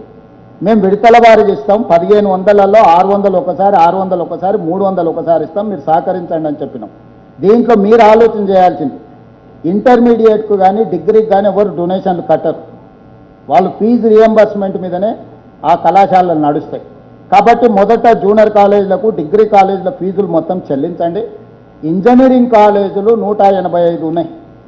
రూరల్ ఏరియాలో ఉన్న ఇంజనీరింగ్ కాలేజీలకు డొనేషన్లు వస్తున్నాయో వస్తలేదో నాకు తెలియదు, కానీ అర్బన్లో ఉన్న వాళ్ళు మీ పిల్లలే చదివించుకుంటారు, మీరే నా దగ్గరికి ఎంతోమంది వచ్చి డొనేషన్స్ మినహాయింపు ఇప్పించండి అని అడుగుతున్నారు. కంప్యూటర్ సైన్స్ లాంటి సీట్లలో 10 నుంచి 15 లక్షల రూపాయలు డొనేషన్స్ కలెక్ట్ చేస్తారు. నేను ఇవ్వాల్సిన ఫీజు 35,000 రూపాయలు మాత్రమే. Final year out going student certificates ఉంటే వాటి డబ్బులు ఇస్తానా, విడతల వారికి ఇస్తానంటే లేదు మేము బంద్ పెడతాం, నువ్వు మొత్తం ఒకసారి కట్టాల్సిందే అని అడుగుతున్నాయన్న నేపథ్యం నేను చెప్పిన ఇప్పుడు నేను మళ్ళీ చెప్పదలుచుకోలేదు. ఎన్ని కాలేజీలు కొత్త కాలేజీలకు అనుమతి అడిగాడు. ఎక్కడో మహబూబ్నగర్లో నడుపుకునే కాలేజ్ అయినా హైదరాబాద్లో ఆఫ్ క్యాంపస్ అడుగుతున్నాడు. అంటే 100% రూల్కి అగెనెస్ట్గా కోరికలు కోరితే నేను తీర్చలేదని ఆ పదం మీద నన్ను బెదిరించడానికి బంధువులు అంటారు. ఓకే ఫైన్ బంద్ చేస్తారు, 6 నెలలు బంద్ అయింది, 6 నెలలు ఫీజులు ఇవ్వలేదు, 6 నెలల తర్వాత మొత్తం ఫీజులు గవర్నమెంట్ ఇస్తుంది. ఈ అకాడమిక్ ఇయర్ పోయింది కదా, పిల్లలు ఎవరు తెచ్చిస్తారు? ఇప్పుడు కాలేజీలు బంద్ చేస్తే పిల్లలు అకాడమిక్ ఇయర్ లాస్ అవుతుంది. 6 నెలల తర్వాత ప్రభుత్వం ఎట్లయినా నిధులు ఇస్తుంది ఎనుకో ముందు. మరి ప్రభుత్వం నిధులు ఇచ్చినప్పుడు ఈ అకాడమిక్ ఇయర్ ఏదైతే లాస్ అవుతుందో పిల్లలను ఎవరు జవాబుదారి? చదువు లేకుంటే ఈరోజు లక్షలాది మంది పిల్లల్ని వీధుల్లో తిప్పి ఆ పిల్లల జీవితాలతో చెలగాట మారుతుంటే ఈ యాజమాన్యాలు కానీ లేకపోతే వీళ్ళు, రాజ్యాంగం ఏం చెప్తుంది? విద్య సేవ, వ్యాపారం కాదు. నేను అందుకే చెప్పిన, మీరు పిల్లల జీవితాలతో చెలగాట మాడకండి, ఇది మంచిది కాదు సుమా. ప్రభుత్వంతో మీకు నిధులు రాబట్టుకునేది ఉంటే కూర్చుందాం, మాట్లాడుకుందాం, ప్రణాళికలు చేసుకుందాం, ఏ రకంగా ముందుకు వెళ్దామో అని నేను సూచన చేసిన. పెడచెవిన పెట్టి మేము బంద్ చేస్తాం, మేము నిర్బంధిస్తాం, బెదిరింపులకు దిగపోవడం వల్ల, బంధులు పెట్టడం వల్ల, బంధువుకు పెట్టడం వల్ల ఈ సమస్యకు పరిష్కారం దొరకదు. పిల్లల తల్లిదండ్రులుగా మేము వాళ్ళు వ్యవహరించి తల్లిదండ్రుల బాధను అర్థం చేసుకొని సమస్యకు పరిష్కారం చూపించాలి తప్ప పంతాలకు పట్టింపులకు పోతే పరిష్కారం దొరకదు. మీ ద్వారా మళ్ళీ విజ్ఞప్తి చేస్తున్నా కళాశాలల యజమానులకు, మీరు నిక్కచ్చిగా రూల్ బుక్ ప్రకారం పోదామంటే 100% నేను దానికి రెడీగా ఉన్నా. రూల్స్ ఏమున్నాయి అన్నీ చదువుతా. ఏ ఒక్క రూపాయి డొనేషన్ తీసుకోవద్దు, ఏ ఒక్క రూపాయి మెరిట్గా, ఏ ఒక్క పర్సంటేజ్ కూడా మెరిట్ లేకుంటే సీట్లు ఇవ్వద్దు, సరైన సమయంలో మీకు ఫీజులు ఇవ్వాలి. ఎంతమంది పిల్లలు ఫీజులు కట్టుకొని సర్టిఫికెట్లు తీసుకొని వెళ్ళిపోయాను, మళ్ళీ రెండోసారి వాళ్ళ పేర్ల మీద ప్రభుత్వ రియంబర్స్మెంట్లు ఎంత తీసుకుంటుందో కూడా ఒకసారి చూద్దాము. టీచింగ్ స్టాఫ్ ఎంత ఉందో, నాన్ టీచింగ్ స్టాఫ్ ఎంత ఉందో, ల్యాబ్లు ఎన్ని ఉన్నాయి, బిల్డింగ్లు ఎన్ని ఉన్నాయి, ఇన్ఫ్రాస్ట్రక్చర్ ఎంత ఉందో, కాలేజ్ బై కాలేజ్ మీరు మేము అందరం కలిసి ఒక నిజ నిర్ధారణ కమిటీ వేసుకుందాం. మీడియాలో కూడా ఎడ్యుకేషన్లో హైయెస్ట్ స్టాండర్డ్స్ ఉన్న వాళ్ళు ఉన్నారు కదా, మీతోని విజిలెన్స్తోని వాళ్ళ మేనేజ్మెంట్తో ఒక నిజ నిర్ధారణ కమిటీ వేసుకొని ఒక్కొక్క కాలేజీని ప్రక్షాళన చేద్దాం. ఏ కాలేజీలో 100% ఉందో తల తాకట్టు పెట్టైనా అదే రోజు వాళ్ళకు రియంబర్స్మెంట్ మొత్తం చేస్తా. మీరు సర్టిఫికెట్ ఇవ్వండి, ఇది 100% దీంట్లో అన్ని రూల్స్ ప్రకారం ఉన్నాయి, ₹1 డొనేషన్ వసూలు చేస్తలేరు. ఒక మెడికల్ సీట్కి ఎన్ని లక్షలు వసూలు చేస్తారు? మీరంతా మిడిల్ క్లాస్ వాళ్ళే, మీ పిల్లల్ని చదివించుకుంటారు కదా, మీరే కదా బాధితులు. నా పిల్లలు ఏం చదువుకోవట్లేదు. కాబట్టి దయచేసి పిల్లల కోణంలో చూడండి, యజమానుల కోణంలో చూస్తే మీకు ఎప్పటికీ సమస్యకు పరిష్కారం దొరకదు, ఈ సమస్య మీకు అర్థం కూడా కాదు. Thank you sir. ఉండిమేశ్వరరావు గారు ఏనాటి నుంచి సార్, జూబ్లీహిల్స్ ఉప ఎన్నికల్లో ఎంత మెజార్టీతో గెలిచే అవకాశం ఉంది? 2 పేదలు బాగా ఎదురు చూస్తున్నారు, సామాజిక పెన్షన్లు పెంచన్నది. ఈ రెండోది ఎప్పటి నుంచి చేస్తారు? మెజారిటీ అనేది నేను చెప్పాను, కానీ 100% ఎన్నికల్లో కాంగ్రెస్ పార్టీ గెలుస్తుంది, బీఆర్ఎస్ ఓడుతుంది, బీజేపీ డిపాజిట్ జప్త్ అవుతుంది. నేను ఇప్పుడు కూడా చెప్తున్న కిషన్ రెడ్డి గారికి, నీకు డిపాజిట్ రాదు, నీ దోస్తు ఎన్నికల్లో ఓడిపోతాడు. మీరు ఎన్ని గూడు పుటానాలు చేసినా ఇదే ఫలితం 14 నాడు సాయంత్రం చూద్దాం. అమర్ గారు అజిత్ అడగండి. సీఎం గారు, ఈరోజు జూబ్లీ హిల్స్కి సంబంధించి ఎలక్షన్ ప్రచారం జరుగుతుంది. మీరు అన్నారు ఎన్నో విమర్శలు చేశారు ప్రతిపక్షం మీద, కానీ ప్రచారం చూస్తే జూబ్లీ హిల్స్ పేరుకే జూబ్లీ హిల్స్ కానీ అన్నీ కూడా బస్తీలే.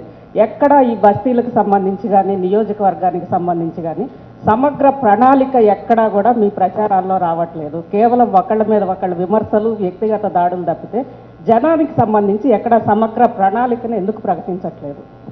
జనాలకు సంబంధించిన సమగ్ర ప్రణాళిక 3 మంత్రులను ఇన్ఛార్జ్ చేసి 4 నెలల నుంచి దాదాపుగా 400 నుంచి 500 కోట్ల రూపాయలు రోడ్లకు, డ్రైనేజీకి, ఇండ్ల మీద వెళ్తున్న హైటెన్షన్ తీగల తొలగింపుకు, చెత్త తొలగింపుకి, రోడ్ల వైడనింగ్కి, పూర్తి స్థాయిలో 3 నెలల నుంచి ప్రణాళికలు రచించి మున్సిపల్ మంత్రిగా 500 కోట్ల రూపాయలు నిధులు మంజూరు చేసి పనులు కొనసాగుతున్నాయి.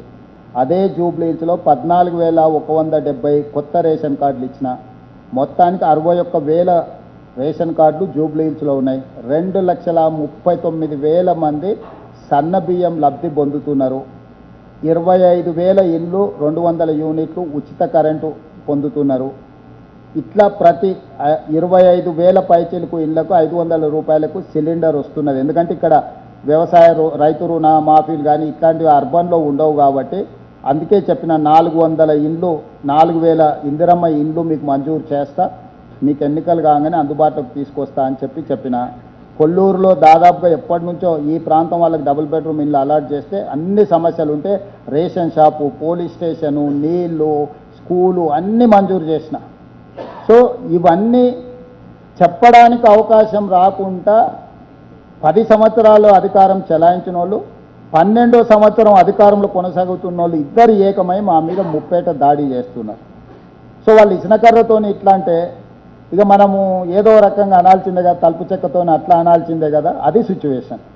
కాబట్టి మాకు స్పష్టత ఉంది. జూబ్లీ హిల్స్ నియోజకవర్గంలో జూబ్లీ హిల్స్ లేదు. నేను జూబ్లీ హిల్స్లోనే ఉంటా. బస్తీలన్నీ అన్నీ ఉన్నాయి, జూబ్లీ హిల్స్ వచ్చి ఖైరతాబాద్ ఉంది. దాని పేరుకే జూబ్లీ హిల్స్, కానీ మైసూర్ బోండాలో ఎట్లా మైసూర్ లేదో జూబ్లీ హిల్స్లో జూబ్లీ హిల్స్ లేదు. కాబట్టి ఆ ప్రాంత సమస్యలు పరిష్కరిస్తే సినీ కార్మికులు అక్కడ ఉంటారు. వాళ్ళ సమస్యలు పరిష్కరించినాం కదా, వాళ్ళకు జీవిత బీమా ఇచ్చినాం, ప్రమాద బీమా ఇచ్చినాము. సినిమా రేట్లు ధరలు పెంచితే 20% పెంచిన ధరల్లో వాళ్ళకు ఇస్తేనే, కార్మికుల వెల్ఫేర్ కోసం ఇస్తేనే జీవో ఇస్తా, లేకపోతే లేదని స్పష్టమైన విధానాన్ని తీసుకొని వచ్చినాం. సినిమా కార్మికులను పిలిచి కూర్చోబెట్టి మాట్లాడినాం. కృష్ణానగర్ అనేది నంది అవార్డ్స్ నుంచి ఆస్కార్ అవార్డ్స్ వరకు నైపుణ్యాన్ని పెంచిన ప్రాంతం. వాళ్ళ సమస్యలు ఇన్నేళ్ళలో ఎవరైనా మాట్లాడినరా? చెన్నారెడ్డి గారు సంస్థను ఇక్కడికి తెస్తే మళ్ళీ నేనే వాళ్ళతో కూర్చొని 25,000 మంది సినీ కార్మికులతో మాట్లాడి వాళ్ళ సమస్యలకు పరిష్కారానికి విధి విధానాల నిర్ణయాలు తీసుకున్నాం. సాయిశేఖర్ గారు. సార్ నమస్తే అండి.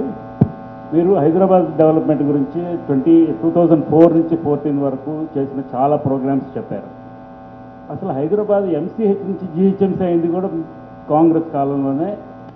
హెచ్ఎండిఏ అయి ఏకరేజ్ పెరిగి A1 సిటీ గుర్తింపు పొందింది కూడా కాంగ్రెస్ కాలంలోనే. అండ్ యుఎస్ ప్రెసిడెంట్ని తీసుకొచ్చి ఇక్కడ కాన్సులేట్ ఇప్పించింది కాంగ్రెస్ కాలంలోనే. ఈ గ్రోత్ చేసి మీరు ఎందుకు మర్చిపోతున్నారని అంటే నేనేం మర్చిపోవట్లేదు, చాలా ఎక్కువైనాయి కదా, కొన్ని చెప్పినా మిగతా మీరు చెప్తారా, మీకు వదిలిన అన్ని నేనే చెప్తే ఇక మొత్తం నువ్వే చెప్పినాక మేమెందుకు సార్ అంటారు. మళ్ళీ జర్నలిస్టులతో నాకు ఈ సమస్య ఉన్నది. కాబట్టి నేను అనేది ఒకటే, ఎప్పుడు కూడా కాంగ్రెస్ ఉన్నప్పుడు ఒక పద్ధతి ప్రకారం డెవలప్మెంట్ కోసం చేస్తుంది. చెప్పుకోవడంలో కొంచెం వెనకబడుతుంది కాంగ్రెస్లో, ఎందుకంటే మల్టీ లీడర్షిప్ కదా. ఆయన చెప్తాడా, ఈయన చెప్తాడా, ఆయన వాళ్ళిద్దరు చెప్తారులే అని మూడోగా ఆయన, ఇట్లా చెప్పుకోవడంలో కొంచెం వెనకబడతాం. ఆడేంటంటే ఒకడే ఓనర్ కాబట్టి మిగతా వాళ్ళంతా పని వాళ్ళే. ఓనర్ చెప్తాడు, పని వాళ్ళు మాట్లాడతారు. ఇక్కడ అందరూ ఓనర్లే కదా. సో చెప్పుకోవడంలో కొంచెం వెనకబడ్డాం మిత్రమా. మీరు చెప్పినందుకు ధన్యవాదాలు. Thank you sir. సాయిశేఖర్ కొనసాగిగా వచ్చిన సార్, మీరు స్టార్ట్ చేస్తున్న యంగ్ ఇండియా ఇంటిగ్రేటెడ్ రెసిడెన్షియల్ స్కూల్కు స్ఫూర్తి సర్వేల్ రెసిడెన్షియల్ స్కూల్. సో ఆ స్కూల్ నుంచి నేను కూడా వచ్చినాను కాబట్టి చాలా సంతోషం సార్. సర్వేల నుంచి ఐఏఎస్లు, ఐపీఎస్లు మహేందర్ రెడ్డి డీజీపీ అయ్యిండు, Gurra Venkatesham public service commission chairman అయ్యిండు, పివి నరసింహారావు గారు ఆనాడు తెచ్చింది, దేశానికి మొత్తం ఆదర్శంగా మారింది. వాటి కొనసాగింపే ఈరోజు young India integrated residential schools. Raman గారు. ముఖ్యమంత్రి గారు, మీరు సర్వేల గురించి ప్రస్తావించారు. 2023లో జనం సాక్షి అత్యంత విశ్వసనీయత ప్రతిష్టాత్మక సర్వే సంస్థ. కంగ్రాచులేషన్స్, మీరు జూబ్లీ హిల్స్ నుంచి గెలవబోతున్నారని 6వ తారీఖు మేము సర్వే విడుదల చేసినాం. ఈసారి మా సర్వే సంస్థ గురించి కూడా మీరు 64 స్థానాలతో గెలుస్తారని మేము ముందుగా ప్రకటించాం 23 ఎన్నికలు. థ్యాంక్ యూ మిత్రం. ఇప్పుడు కూడా జూబ్లీ హిల్స్ గెలుస్తామని చెప్పినా అంటున్నాడు, సంతోషం. విరాట్ గారు. విరాట్.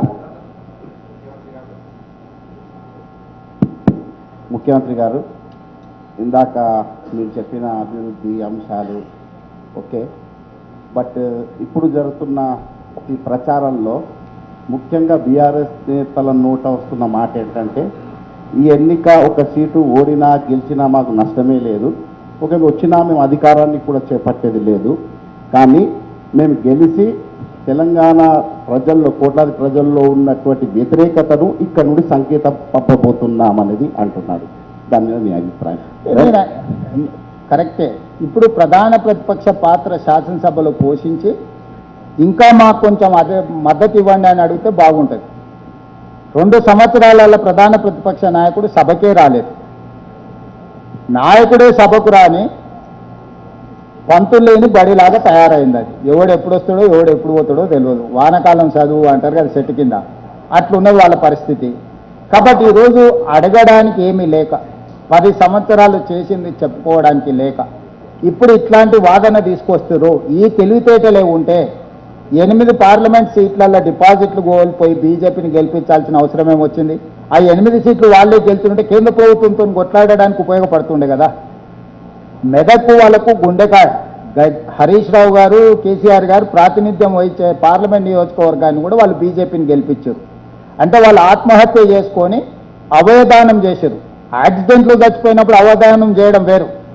కిడ్నీలో, కండ్లో మనం ఎవరికైనా దానం చేస్తాం యాక్సిడెంట్లు చనిపోతే. కానీ సూసైడ్ చేసుకొని ఎవడన్నా అవయదానం చేస్తాడా?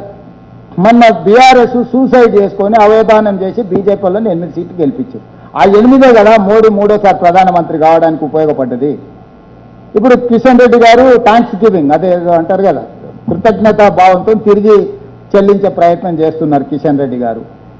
సో ఇది ప్రజలందరూ గమనిస్తున్నారు. నేను చెప్పుడు కాదు, బీఆర్ఎస్ బీజేపీ విలీన ప్రక్రియ మొదలైంది, నేను అడ్డుకున్నాని కేసీఆర్ కూతురే చెప్పింది. కుటుంబ సభ్యురాలు చెప్తున్నప్పుడు ఇది సామాన్యులకు అర్థం కావట్లేదు. సరే చీకట్లో వాళ్ళు ప్రైవేట్గా ఇంట్లో మాట్లాడుకున్నా మనకు తెలియదు. కానీ ఎన్నికల్లో మీరు చెప్పండి, తెలంగాణ రాష్ట్ర సమితి పుట్టిన రోజు నుంచి ఈరోజు అంపశయ్య మీదికి, మరణశయ్య మీదికి చేరుకున్న ఈ గ్యాప్లో ఎప్పుడన్నా ఇంత తక్కువ ఓటింగ్ పర్సంటేజ్ కానీ అసలు 0 సీట్లు ఎప్పుడన్నా వచ్చినాయా? బీఆర్ఎస్కు ఎప్పుడైనా పార్లమెంట్లో గుండు 0 ఉండేనా? చంద్రశేఖరరావు గారు బతుకున్నప్పుడే, కేటీఆర్ గారి నాయకత్వంలో వర్కింగ్ ప్రెసిడెంట్గా ఉన్నప్పుడే గుండు 0 వచ్చినాక ఇంకా బుకాయించాలని, ప్రజల్ని మభ్యపెట్టాలని ఎవరి కోసం బుకాయిస్తారు? నేను అందుకే చెప్తున్నా, వీళ్ళ పని అయిపోయింది. ప్రతి వస్తువుకు ఒక పీరియడ్ ఉంటుంది, దాని వ్యాలిడిటీ. ఒకప్పుడు ల్యాండ్ లైన్ ఇట్లుంటే చాలా విలువైంది, మీకు తెలుసు కదా. ఒక ఫోన్ అంటే మనం పెద్ద లీడర్ల దగ్గరకు, ఎంపీల దగ్గరకు పోయి కోటా తెచ్చుకుంటాం. ఇప్పుడు ఆ ఫోన్ ఉందా? ఒకప్పుడు నోకియా ఫోన్ ఒకటి ఉండేది, ఇట్లా వచ్చేది, అది ఉందా? పేజర్ ఉండేది ఇక్కడ పెట్టుకునేటోళ్ళం, అది ఉందా? అట్లా జనతా పార్టీ ఉన్నదా? అట్లనే బీఆర్ఎస్ కూడా కాలగర్భంలో కలిసిపోతుంది. బీఆర్ఎస్కు గతమే ఉంది చంద్రశేఖరరావు గారికి, భవిష్యత్తు లేదు. దాని పీరియడ్ ఒక 25 ఇయర్స్ మీరు లెక్క కట్టుకుంటే అయిపోయింది. నేను ఇది అంటే ఏదో పొలిటికల్ విమర్శ కోసం చెప్పడం లేదు. నేను వాస్తవ పరిస్థితులు, ఎన్నో రాజకీయ పార్టీలు వచ్చిన ఒక వెలిగిన, ఒకప్పుడు తెలుగుదేశం పార్టీ తెలంగాణలో ఎంత బలమైన పార్టీ, తెలంగాణ ప్రాంతంలో ఒక ఉవ్వెత్తున ప్రభావితం చూపించిన పార్టీ. ఈరోజు తెలుగుదేశం పార్టీ లేదు. బీఆర్ఎస్ కూడా చంద్రశేఖరరావు గారితోనే ఆ పార్టీ అయిపోయింది. ఆ బాధతోనే చంద్రశేఖరరావు గారు బయటకు రావడం లేదు. ఇప్పటి వరకు చంద్రశేఖరరావు గారు జూబ్లీ హిల్స్లో బీఆర్ఎస్ను గెలిపించండి అని కూడా విజ్ఞప్తి చేయలేదు. ఇది దేనికి సంకేతము? పార్టీ అధ్యక్షుడే కదా వారు. చంద్రశేఖరరావు గారు ఈ నిమిషం వరకు మాగంటి సునీతను జూబ్లీ హిల్స్ నియోజకవర్గంలో గెలిపించండి అని చెప్పి ఓటర్లకు విజ్ఞప్తి చేసిండా? బయటకు వచ్చి ప్రచారం చేయడానికి ఆరోగ్య పరిస్థితులు సహకరించకపోవచ్చు, నాకు తెలియదు. నేను దాని మీద కామెంట్ చేయదలుచుకోలేదు. రావడం రాకపోవడం వారి విజ్ఞత, వారి వెసులుబాటు. కానీ ఇప్పటి వరకు జూబ్లీ హిల్స్లో బీఆర్ఎస్ని గెలిపించండి అని కూడా కేసీఆర్ గారు విజ్ఞప్తి చేస్తలేడు అంటే కొడుకు అల్లుడి మీద ఆయనకున్న ఆలోచన ఏందో మీరు అర్థం చేసుకోండి. ఆయన చెప్పలేకపోతున్నాడు, కుమిలిపోతున్నాడు. ఆయన కళ్ళ ముందల్ని కూలిపోతుంటే ఆ దుఃఖంలో, ఆయన ఆవేదనలో కాలక్షేపం చేస్తున్నాడు. ఆయనను సానుభూతితో చూడాల్సిన పరిస్థితులు వచ్చినాయి తప్ప ప్రత్యర్థిగా పరిగణించాల్సిన పరిస్థితులు లేవు. సీఎం గారు కేఆర్ ప్రచారాన్ని పుష్ప సినిమాలో శ్రీలీల పాటతో కంపేర్ చేశారు. అయితే దీన్ని నేను సోషల్ మీడియాలో చూస్తుంటే ఆయన వీడియో క్లిప్ కనిపించింది. ఆయన ఒక ఇంటర్వ్యూలో మాట్లాడుతూ, మా నాన్నగారు నాకు ఫోన్ చేశారు, సీఎం గారు ఫ్రస్ట్రేషన్లో అసహనంతో ఓడిపోతామనే భయంతో మాట్లాడుతున్నాడు, నువ్వు లూజ్ కాకు, నువ్వు మాట్లాడకు, అలా మాట్లాడకు, మన భాషను అసహించుకుంటున్నారు ప్రజలు, కాబట్టి ఇక నేను ఇక మీద మాట్లాడను అనేటువంటి మాట ఆయన చెప్తా ఉన్నారు. కాకపోతే సీఎం గారు మాట్లాడే మాటలు వింటే నాకు కోపం వస్తుంది, కానీ నేను ఇక నుంచి మాట్లాడనేటువంటి మాట ఆయన చెప్తున్నారు. సో దీనిపైన మీ కామెంట్ ఏంది? ఒకటి, ఇంతకుముందు కేసీఆర్ అసలు చేయలేదు అనేటువంటి ఒక మాట చెప్పారు. అయితే దాన్ని కూడా వారు మాట్లాడుతూ, అసలు గతంలో ఎప్పుడూ కూడా మా నాన్న ముఖ్యమంత్రి ఉన్నప్పుడు కూడా ప్రచారానికి ఉప ఎన్నికలు వస్తే వెళ్ళలేదు, వెళ్తే 1-2 సార్లు వెళ్ళొచ్చు, కానీ కాలికి బలపం కట్టుకొని తిరుగుతున్నారు ముఖ్యమంత్రి గారు, ఓడిపోతారనేటువంటి భయంతో అనేటువంటి మాట వారు చెప్తా ఉన్నారు. ఏంటి దీనిపైన? ఆయనలో మానసిక పరివర్తన వస్తే మంచిదే, భాష మార్చుకుంటే మంచిదే, అలవాట్లను కూడా మార్చుకోమని నేను సూచన చేస్తున్నా. భాష మార్చుకోవడంతో సరిపోదు, ఆయనకున్న కొన్ని అలవాట్లను కూడా మార్చుకుంటే యువతకు మనం కొంచెం ఆదర్శంగా ఉంటాం. అలవాట్లను కూడా మార్చుకోమని చెప్పి కేటీఆర్ గారికి సూచన చేస్తున్నా. నిజంగానే కేసీఆర్ గారు ఫోన్ చేసి ఈ మాట చెప్పిండు అని అంటే కొడుకు కొంత బుద్ధి చెప్పినట్టే, కొడుకును కొంచెం దారిలో పెట్టినట్టే. ఇది కూడా మంచిదే, తండ్రిగా వారు వారి బాధ్యతలను నెరవేరుస్తుండ్రు. నేను మొదట కాంగ్రెస్ పార్టీ కార్యకర్త, ఆ తర్వాతనే ఎమ్మెల్యేను, ఆ తర్వాతనే ముఖ్యమంత్రి. నీ ఏ ఎన్నికలైనా హుజూరాబాద్లో జరిగిన 2.5% ఓట్లే వచ్చినాయి ఆ రోజు నాకు, అంతేనా? 3,700 ఓట్లు వచ్చినాయి పోలైన దాంట్లో, అంటే 2.5%. ఆ రోజు ఇంతకంటే ఎక్కువ తిరిగిన. హుజూర్ నగర్లో ఉత్తమ్ కుమార్ రెడ్డి గారు రాజీనామా చేసినప్పుడు 5 రోజులు అక్కడనే ఉండి చేసిన. నాగార్జున సాగర్లో ఉప ఎన్నికలు వచ్చినప్పుడు జానారెడ్డి గారి ఎన్నికలలో అంతే తిరిగిన. మునుగోడులో డిపాజిట్ రాకపోయినా ఆ రోజు అంతే తిరిగిన. నాకు ఏ ఎన్నికైనా కాంగ్రెస్ పార్టీని గెలిపించుకోవడమే ప్రాధాన్యత. నాకున్న శక్తి అంతా పెట్టి ప్రచారం చేయడం నా అలవాటు. నాది లీడర్ మైండ్ సెట్ కాదు, నాది క్యాడర్ మైండ్ సెట్, నాది కార్యకర్త మనస్తత్వం. ఎక్కడైనా పార్టీ ఎన్నికల్లో నిలబడ్డదంటే నేను ఇంట్లో కూర్చోవడానికి నా మనసు ఒప్పుకోదు. అందుకే జూబ్లీస్లో 7 డివిజన్లు ఉంటే 7 డివిజన్లకు వెళ్ళినా దీంట్లో 2 ప్రయోజనాలు ఉన్నాయి. ఒక్కటి, నేను స్వయంగా డివిజన్లకి వెళ్తే అక్కడ ఉన్న సమస్యలు నేను ప్రత్యక్షంగా చూడడానికి ఉంటుంది, మొదటిది. రెండవది, ప్రజల యొక్క రియాక్షన్ బట్టి నాకు ఒక అసెస్మెంట్ వస్తుంది. నా పరిపాలనలో ఏమైనా మార్పులు చేర్పులు లేకపోతే నా అప్రోచ్లు ఏమైనా చేంజెస్ ఏమైనా కరెక్షన్ చేసుకోవడానికి అవకాశం ఉంటుందా అని.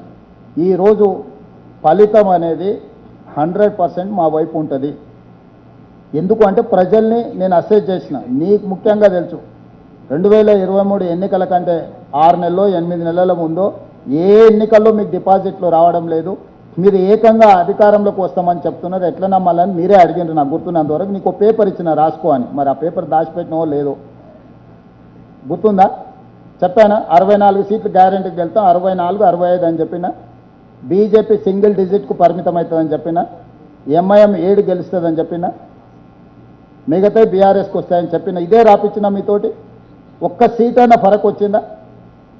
2024 పార్లమెంట్ ఎన్నికలప్పుడు 240 కంటే ఒక్క సీటు దాటది బీజేపీ అని చెప్పిన. నేషనల్ మీడియా ఇంటర్వ్యూలో ఓపెన్గా చెప్పిన, పబ్లిక్లో.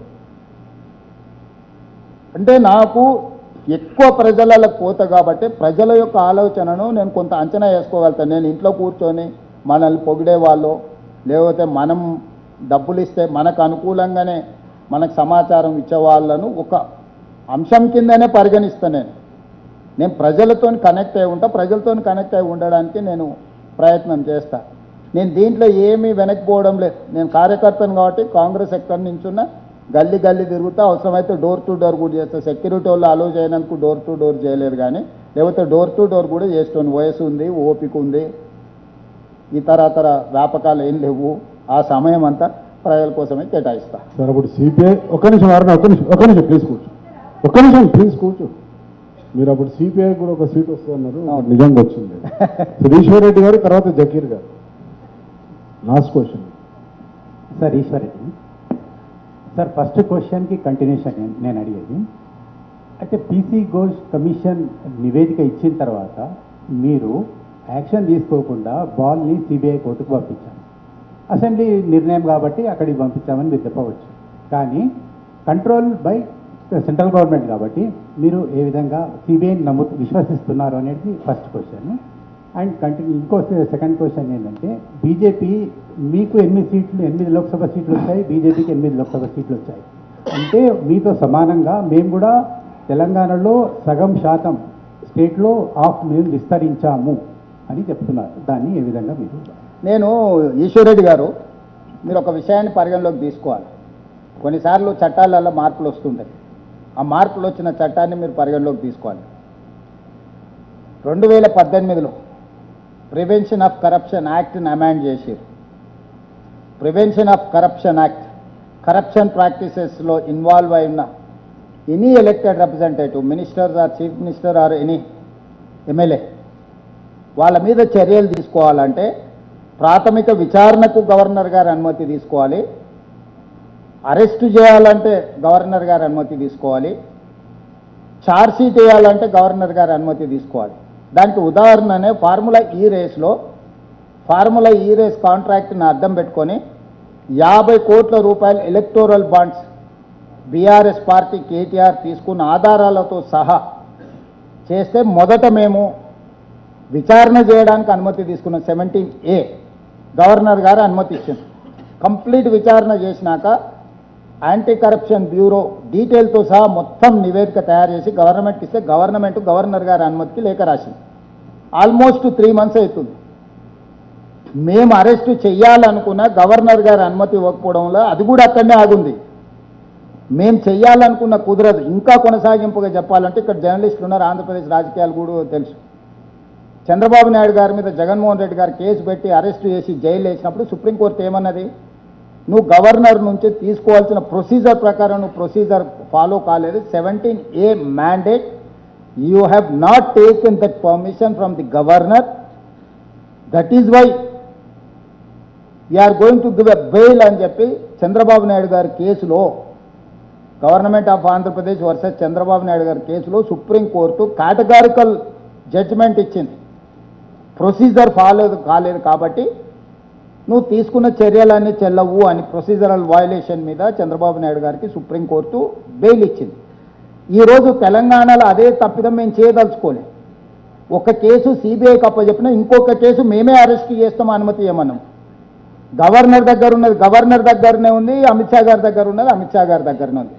ఏ ప్రతిపక్ష నాయకుడి మీద అయినా ఈ దేశంలో ఈ విధమైన వెసులుబాటు మోడీ గారు ఇచ్చిండ్రా? 48 గంటల్లో జైల్లో పెడతా అన్న కిషన్ రెడ్డి గారు సిబిఐకి ఇస్తే ఎందుకు మాట కూడా మాట్లాడడం లేదు, పెదవి కూడా కదపడం లేదు?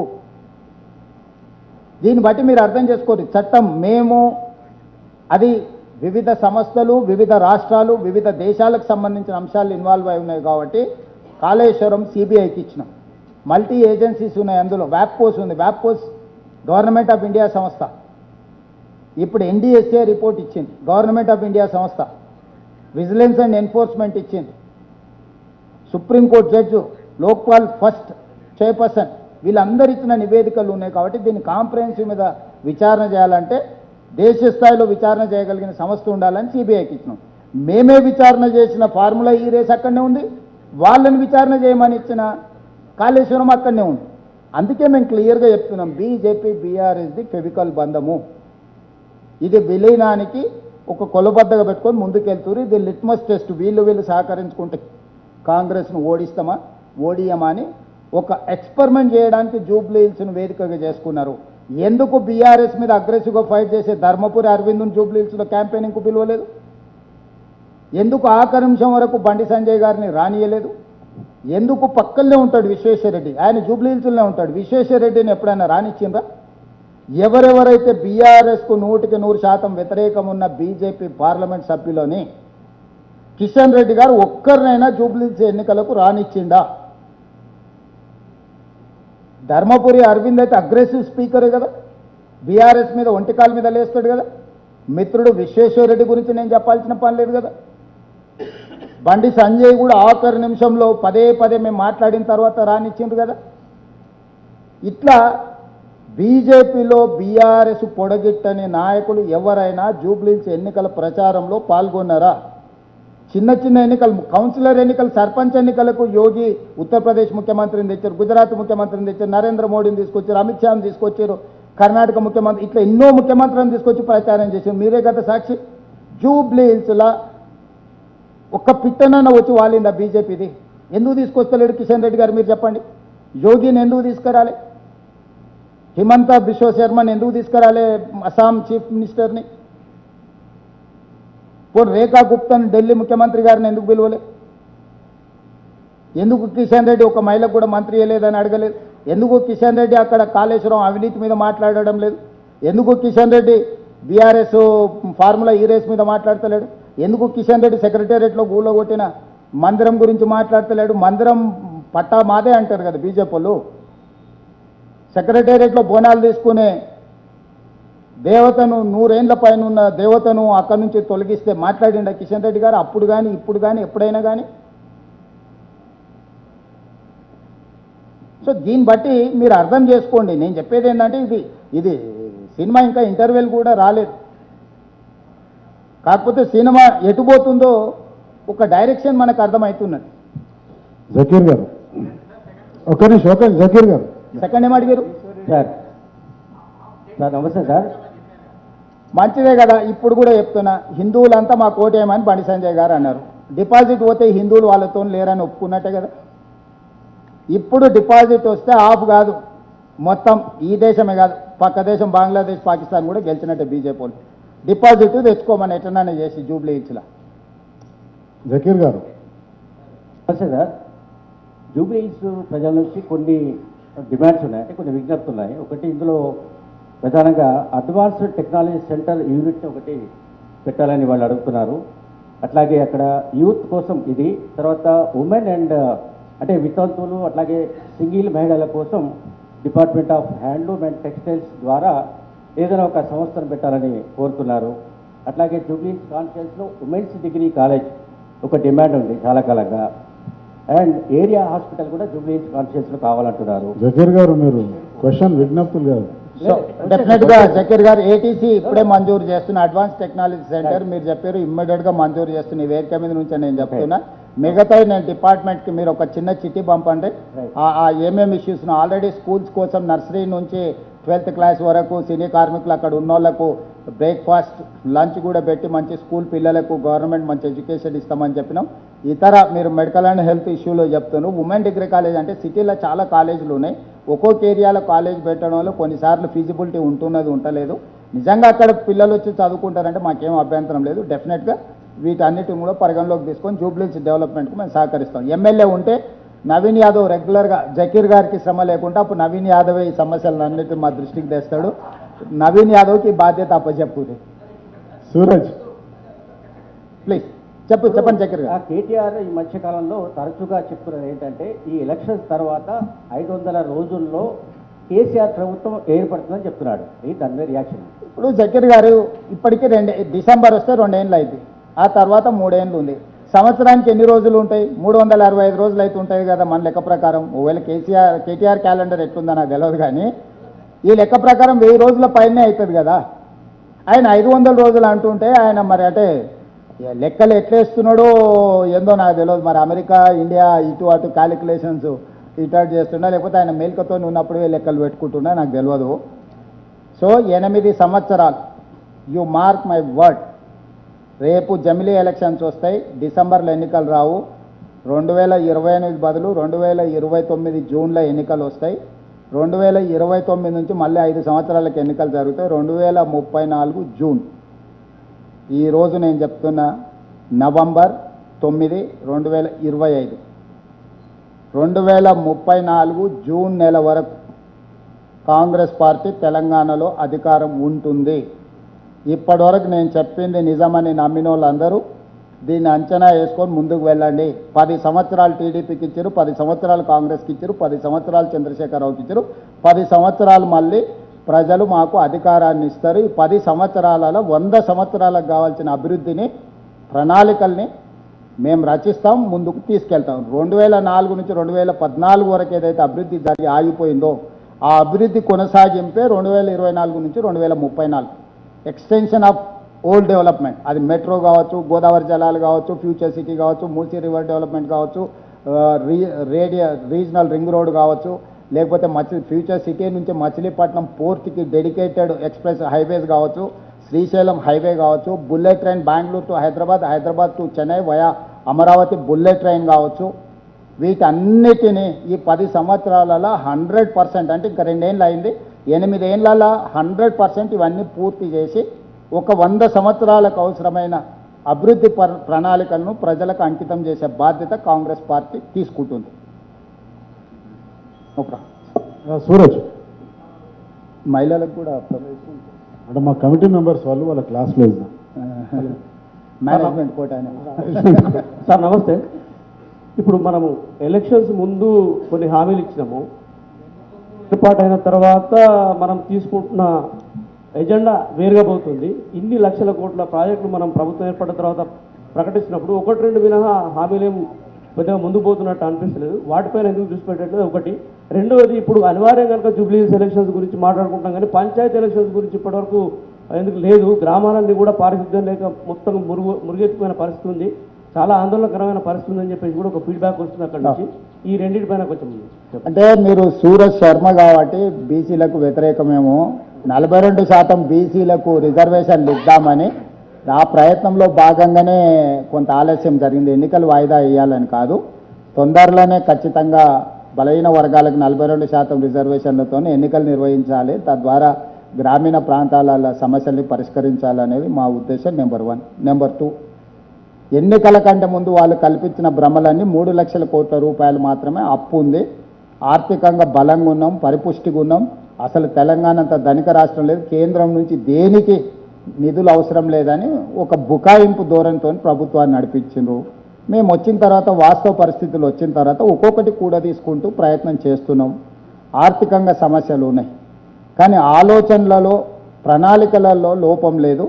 మీరు చెప్పిన అన్నిటినీ ఏమంటారు టేక్ ఇట్ సీరియస్లీ, దాన్ని అంటే చేయడానికి ప్రయత్నం చేస్తాం. తప్పకుండా ఈ 8 సంవత్సరాలలో మీరు చేసిన సూచనలు అన్నిటిని కూడా అమలు చేస్తాం. ఓకే, శ్రీనివాస్ రెడ్డి గారు, ఆ తర్వాత యాకస్వామి. Last question. ముఖ్యమంత్రి గారికి బిలేటెడ్ జన్మదిన శుభాకాంక్షలు. కేంద్ర ప్రభుత్వం రాష్ట్ర ప్రభుత్వానికి సహకరిస్తుందా? సహకరిస్తే ఇప్పటి వరకు ఎన్ని నిధులు వారు ఇచ్చారు, మీరు తెచ్చారు? కేంద్ర ప్రభుత్వంలో రాష్ట్రం నుంచి ప్రాతినిధ్యం వహిస్తున్న వాళ్ళు అడ్డం పడనప్పుడు మంచిగా సహకరిస్తున్నారు. వీళ్ళే వెళ్ళి అడ్డుపడి మీరు ఇవ్వద్దు అన్న పనులు ఆగిపోతున్నాయి. ఇప్పుడు ఎలివేటెడ్ కారిడార్ వచ్చింది, కేంద్ర ప్రభుత్వం అనుమతి ఇవ్వడం వల్ల వచ్చింది. ఈరోజు 26,000 crores డెట్ రీస్ట్రక్చర్కి 11.90% వడ్డీ, 12 సంవత్సరాల పీరియడ్లో ఉన్న లోన్ని కేంద్ర ప్రభుత్వం సహకరించడం వల్ల 7.25 rate of interest, 35 years loan టెన్యూర్కి రీస్ట్రక్చర్ చేసుకున్నాం, డెట్ రీస్ట్రక్చర్. దాంతో ప్రతి సంవత్సరం 4,000 కోట్లు రాష్ట్రానికి అదనంగా వనరులు వచ్చే అవకాశం ఉంది. 35 సంవత్సరాలు అంటే దీని మీద కట్టే అసలు మిత్తి ప్రతి సంవత్సరం 4,000 కోట్లు మిగులుతుంది. ఈరోజు northern part regional ring road కూడా ఒక కొలిక్కి వచ్చింది, సదరన్ పార్ట్ని ఇంకొక పక్కకు తీసుకున్నాం. బుల్లెట్ ట్రైన్కు in principle they have agreed. ఈరోజు హైదరాబాద్ బెంగళూరు కానీ, హైదరాబాద్ శ్రీశైలం కానీ, హైదరాబాదు అమరావతి వయా బందర్ పోర్ట్ కానీ రోడ్లకు ఆల్మోస్ట్ ఒక కొలిక్కి వచ్చినాయి. విజయవాడ హైవే ఈరోజు 8 lanes విస్తరణకు 10,000 కోట్ల రూపాయల నిధులు మంజూరైనాయి.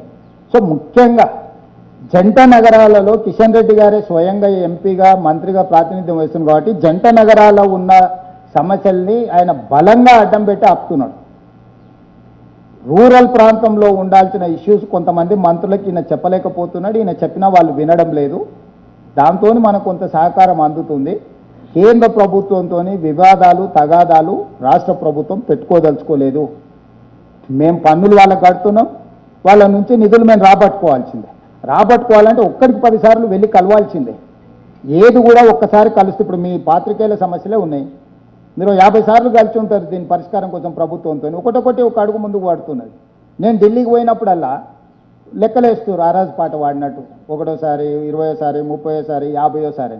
ఢిల్లీలో మాకు ఒక 3 ఎకరాలలో ఒక పెద్ద భవనమే ఇచ్చిండ్రు. ముఖ్యమంత్రి ఉండి కేంద్ర ప్రభుత్వంతో చర్చించి సమస్యలు పరిష్కరించుకోమని. నెలకు 2 సార్లు వెళ్తాను నేను స్పష్టంగా చెప్పిన. ఎవ్రీ 15 డేస్కు ఢిల్లీకి వెళ్ళి 2 డేస్ ఉండి కేంద్ర ప్రభుత్వంలో వివిధ శాఖలతో సమన్వయం చేసుకొని రాష్ట్రానికి రావాల్సిన అనుమతులు కానీ నిధులు కానీ తెచ్చుకుంటాం. నేను ఇప్పుడు central sponsored schemes CSS schemes అంటారు. కేంద్రం రాష్ట్రం కలిపి నిధులను భాగస్వామ్యంతో ఖర్చు పెట్టాను. నేను ఒక ఐఏఎస్ ఆఫీసర్ని, సెక్రటరీ క్యాడర్ ఐఏఎస్ ఆఫీసర్ని దీనికోసం సపరేట్గా పెట్టిన. తెలంగాణ భవన్ రెసిడెంట్ కమిషనర్ను వేరే పెట్టిన. కేవలం గవర్నమెంట్ ఆఫ్ ఇండియా నుంచి రావాల్సిన స్కీమ్లకు సంబంధించిన అనుమతులు నిధులు తెచ్చుకోవడానికి ఇంకొక ఐఏఎస్ ఆఫీసర్ని పెట్టి మొత్తం స్ట్రక్చరే డివిజన్ చేసిన. సో ఇవన్నీ కూడా వీటి ఫలితాలు ఇవ్వడానికి కొంత సమయం పడుతుంది. కేంద్రం కూడా ఇప్పుడే కొంచెం గతంలో ఉన్న ప్రభుత్వ విధానానికి ఇప్పుడున్న ప్రభుత్వ విధానానికి తేడా ఉంది. ప్రతిసారి గవర్నమెంట్ స్కీమ్లా ఫస్ట్ క్వార్టర్ వాళ్ళు ఇచ్చేస్తారు. మనం మ్యాచింగ్ గ్రాంట్ కలిపి ఖర్చు పెట్టి యూటిలైజేషన్ సర్టిఫికేట్ ఇస్తేనే సెకండ్ క్వార్టర్ ఇస్తారు. ఫస్ట్ క్వార్టర్ రాగానే తినేసి ఏ యూసీ ఇయ్యలేదు 10 ఏళ్ళు. ఇప్పుడు వాటన్నిటిని స్ట్రీమ్ లైన్ చేసి ఏ విధంగా కేంద్రం నుంచి 60% వస్తే ఎంబడే 40% అందులో కలిపి మేము పేమెంట్లు రిలీజ్ చేస్తున్నాం. అందుకే కేంద్రం నుంచి వచ్చే నిధులు పెరిగినాయి.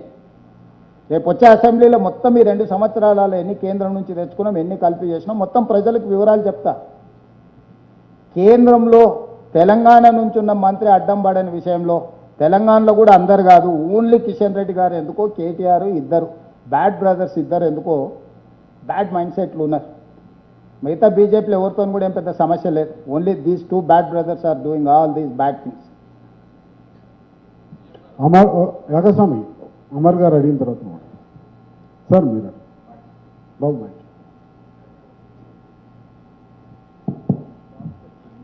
సార్, ముఖ్యమంత్రి గారు ఇంట్లో నిన్న పెళ్ళయింది సార్, లంచ్ కొరకు చాలా వెయిట్ చేస్తున్నారు.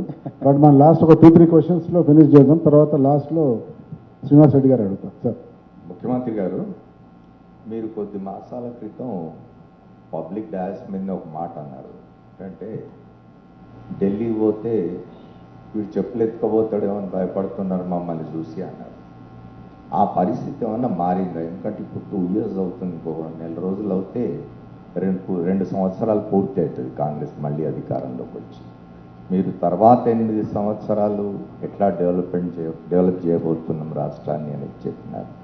ఈ 2 సంవత్సరాల కాలంలో గుణాత్మకంగా ఆ పరిస్థితిలో మార్పు ఏమన్నా వచ్చిందా? ఇప్పుడు ఢిల్లీ పోతే మిమ్మల్ని చూసి మీ మంత్రులను, మీ అధికారులను చూసి చెప్పులెత్తుకుపోయేవాళ్ళు అని భయపడకుండా ఉండే పరిస్థితి, వాతావరణం ఏమైనా ఏర్పడిందా?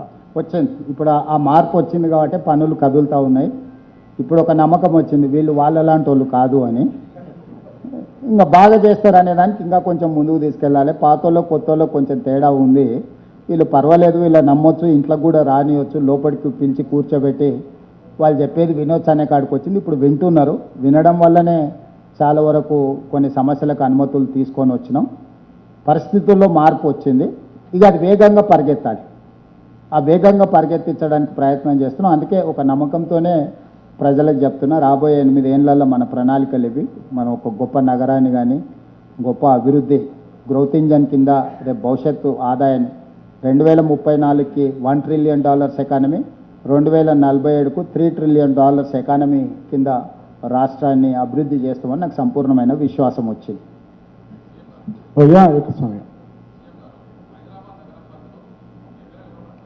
మీ వద్దకు వస్తలేరని చెప్పేసి సీఎం గారు, హైదరాబాద్ నగరం పరిధిలో బీఆర్ఎస్ ఎమ్మెల్యేలు ఎవరు కూడా మీ వద్దకు అభివృద్ధి పనులకి వస్తలేరని చెప్పి మీరు అంటున్నారు. వచ్చిన వారేమో పార్టీ ఫిరాయింపుల బదనాం ఎదుర్కొంటారు. ఆ భయం కోసం వారు రావట్లేదా? అలాంటి వారికి మీరు ఏమీ అభయం ఇస్తారు? ఓనర్కే నమ్మకం లేదు వాళ్ళ మీద. హరీష్ కూడా వచ్చిపోయిండు. హరీష్ కూడా నన్ను వచ్చి అసెంబ్లీలో కలిసి ఏవో ఇష్యూస్ ఉన్నాయి ఇది చేయమన్నాడు. మొన్న మున్సిపల్లో 2700 కోట్ల రూపాయల నిధులు ఇచ్చిన మున్సిపల్ కార్పొరేషన్స్, సిద్దిపేటకి ఎన్ని వచ్చినాయి, గజ్వేల్కి ఎన్ని వచ్చినాయి, కేటీఆర్ ఉన్న కాన్స్టిట్యున్సీలు ఎన్ని వచ్చినా మీరు లిస్టు తీసుకోండి. ఎక్కడన్నా డిస్క్రిమినేషన్ చూపించినాం ఒకసారి చూడండి. At a time single stroke 2700+ crores single జీవోతో రిలీజ్ చేసిన మున్సిపాలిటీస్ కానీ మున్సిపల్ కార్పొరేషన్స్ కానీ ఏ పక్షం చూడలే. యంగ్ ఇండియా ఇంటిగ్రేటెడ్ స్కూల్స్ ఇచ్చిన. నేను ఒకటే సూచన చేస్తున్నా, వచ్చి కలిస్తే మీ వాళ్ళు మిమ్మల్ని నమ్మరేమో కానీ మాకేమో అట్లాంటి ఆలోచన లేదు. రాండి, మీరు ఎమ్మెల్యేలుగా మీ ప్రజలకు మేలు చేయండి అని నేను విజ్ఞప్తి చేస్తున్నా. ఇప్పుడు కూడా నేను చెప్తున్నా, ఎవరైనా రావచ్చు, ఎవరైనా కలవచ్చు, ఎవరైనా ప్రజల సమస్యలు చెప్పొచ్చు. చేయగలిగినవి తప్పకుండా ఈ ప్రభుత్వం చేస్తుంది. సీఎం గారు కాంగ్రెస్ పార్టీ రౌడీకి టికెట్ ఇచ్చినట్టు కూడా బీఆర్ఎస్ ప్రచారం ఆద్యంతం కూడా దీని చుట్టూ తిప్పారు. నిజంగా నవీన్ యాదవ్ రౌడీనా? మీరేం చెప్తారు? నేను అనేది నాకంటే ప్రజలు ఇస్తారు. ఫామ్ హౌజుల్లో దీపావళి పండుగ రోజు చిచ్చుబుడ్లు కాల్చుకోకుండా సారాయి బుడ్లు, గంజాయి, కొకైన్తో దొరికిన వాళ్ళు రౌడీలా, బస్తీలలో పేదోళ్ళకు అండగా నిలబడి 10 మందికి సాయం చేసినోడు నవీన్ యాదవ్. చదివింది బీఆర్ ఆర్కిటెక్చర్ చదువుకున్నాడు. ఒక ఆర్కిటెక్చర్ చదువుకున్న యువకుడిని రౌడీ అని అనడానికి వాళ్ళ ఆలోచన ధోరణికి అడ్డం పడుతుంది. అతను ఏదైనా కేసులలో ఉండో లేకపోతే దొమ్మిలలో ఉంటే మనం అనొచ్చు. కానీ అదే నవీన్ యాదవ్ ఒక ప్రశ్న వేసిండు, మా నాన్నను చూపించి నన్ను రౌడీ అనే ప్రయత్నం చేస్తుండ్రు, మరి పాస్పోర్ట్ బ్రోకర్ కొడుకుని ఏమనాలా అని ఒక ప్రశ్న వేసిండు. ఇక దానికి సమాధానం వస్తుంది. కాబట్టి ఎన్నికల్లో ఆయన్నే అన్నాడు, సమస్యల మీద చర్చించాలి. మా నాన్నగారు కూడా నాకు ఫోన్ చేసి గడ్డి పెట్టిండు అని చెప్పి మళ్ళీ ప్రత్యర్థిని రౌడీ అనడం ఏంది? ఇప్పుడు సునీతమ్మకు ఓటు ఏమని అడితే మాకేం అభ్యంతరం లేదు. వాళ్ళ అభ్యర్థిని వాళ్ళు గెలిపించుకుంటారు, వాళ్ళ ప్రయత్నం వాళ్ళు చేస్తారు. మా ప్రయత్నం బీజేపీ ప్రయత్నం బీజేపీ చేస్తుంది. ఇండిపెండెంట్స్ కూడా 50-60 మంది ఉన్నారు, వాళ్ళ ప్రయత్నాలు వాళ్ళు చేస్తారు. ఎన్నికల్లో పోటీ పడడం, నెగ్గాలనుకోవడం, నెగ్గడానికి అవసరమైన ప్రణాళికలు, ప్రచారాలు సహజం. కానీ దుమ్మెత్తిపోయడమే పనిగా పెట్టుకోండి. అసలు అంటే ఏం మాట్లాడుతున్నాము అనేది అర్థం లేకుండా మాట్లాడితే ప్రజలు తీర్పిస్తారు. జూబ్లీస్లో 14 నాడు ప్రజలు తీర్పిస్తారు స్పష్టంగా. వీటి మీద ప్రజలే నిర్ణయిస్తారు. ఇప్పుడు నేను ఏం చేసినా నువ్వు టికెట్ ఇచ్చినావు కాబట్టి ఒకళ్ళతో పుచ్చుకుంటున్నావు అని మీరు మళ్ళీ ఇంకొక మాట మాట్లాడడానికి ఉంటుంది. డెఫినెట్గా 14 తారీఖు నాడు ప్రజలు తీర్పిస్తారు. వంశీ గారు, Vamshi Srinivas. Deccan Chronicle sir. Sir first of all నిన్న మీరు ఇచ్చిన ఇష్యూరెన్స్ జర్నలిస్ట్కి చాలా ఆనందం కలిగించింది సార్.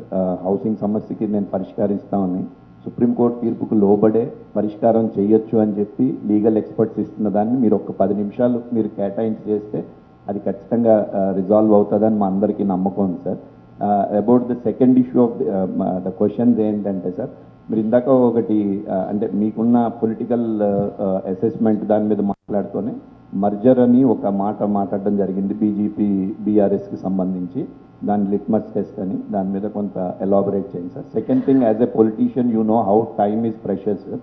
మీరన్న time will quickly roll out. మీ ఫ్లాగ్షిప్ ప్రోగ్రామ్స్కి సంబంధించి ఇప్పుడున్న మనీకి అంటే లైక్ మోసీ కానీ ఫ్యూచర్ సిటీ కానీ ఇంకేదైనా సరే, ప్లస్ ఇప్పుడున్న ఫండ్స్ షార్టేజ్ దానికి సంబంధించి కానీ anything new method of fund రైజింగ్లో ఏమన్నా ఆలోచించి చేసి ప్రయత్నం చేసి దాన్ని కంప్లీట్ చేస్తే మళ్ళీ మీరు అన్నట్టు నెక్స్ట్ ఎలక్షన్లో మీరు వాళ్ళని ఇంకొక మ్యాండేట్ అడగడానికి ఉంటుంది కాబట్టి అట్లాంటి ఆలోచన ఏమన్నా ఉందా?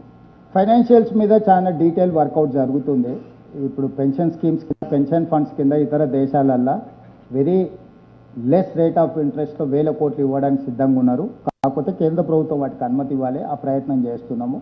రెండవది సెల్ఫ్ ఫైనాన్సింగ్, అంటే ఆ డెవలప్మెంట్ వల్ల వచ్చే రియల్ ఎస్టేట్ డెవలప్మెంట్ ఏదైతే ఉంటుందో, మనం ఒక ప్రాంతానికి అభివృద్ధిని తీసుకెళ్తే ఆ ప్రాంతంలో ఉండే భూముల విలువలు లేకపోతే అక్కడ ఉండే ప్రభుత్వ భూముల విలువ పెరగడము, వీటన్నిటిని కూడా ఇంపాక్ట్ ఫీజు కింద కొంత మనం కలెక్ట్ చేసుకొని దాని ఒక ఇన్కమ్ జనరేషన్ కింద మూసీ రివర్ డెవలప్మెంట్ ఫ్రంట్లో నైట్ ఎకానమీని ఓపెన్ చేయాలనుకుంటాం. డే లాంగ్ జరిగే సిటీ వేరు, రివర్ ఫ్రంట్లో రాత్రి మొత్తం ఓపెన్ పెట్టడం ద్వారా నిరుద్యోగ యువకులకు ఉద్యోగ ఉపాధి అవకాశాలు కల్పించడమే కాకుండా స్టేట్ ఎకానమీని ఇంప్రూవ్ చేసుకోవడానికి ఇట్లాంటి కొన్ని ప్రణాళికలతో వస్తున్నాం. తొందరలోనే ఆ విజన్ డాక్యుమెంట్తోని రావడం జరుగుతుంది. దీనికి ఏది చేయాలన్నా కూడా కేంద్ర ప్రభుత్వ సహకారం కూడా ఉండాలి. ఇప్పుడు మనం తెచ్చిన అప్పులు, చంద్రశేఖరరావు గారు తెచ్చిన అప్పులు 8% నుంచి 11.5% మధ్యలో అప్పులు ఉన్నాయి. మ్యాక్సిమం 10 ఏళ్ళ నుంచి 15 ఏళ్ళ లోపలనే అప్పులు తెచ్చేది. సో మనకి ఓవర్ బర్డెన్ అయిపోయింది. వీటిని 35-40 సంవత్సరాలకు పొడిగించుకొని rate of interest, pension funds 2%, 3% కూడా. ఇప్పుడు మెట్రో ఎందుకు పదే ఢిల్లీకి వెళ్తున్నాము? ఇలా 43,000 కోట్లతో ప్రతిపాదనలు ఉన్నాయి మెట్రో.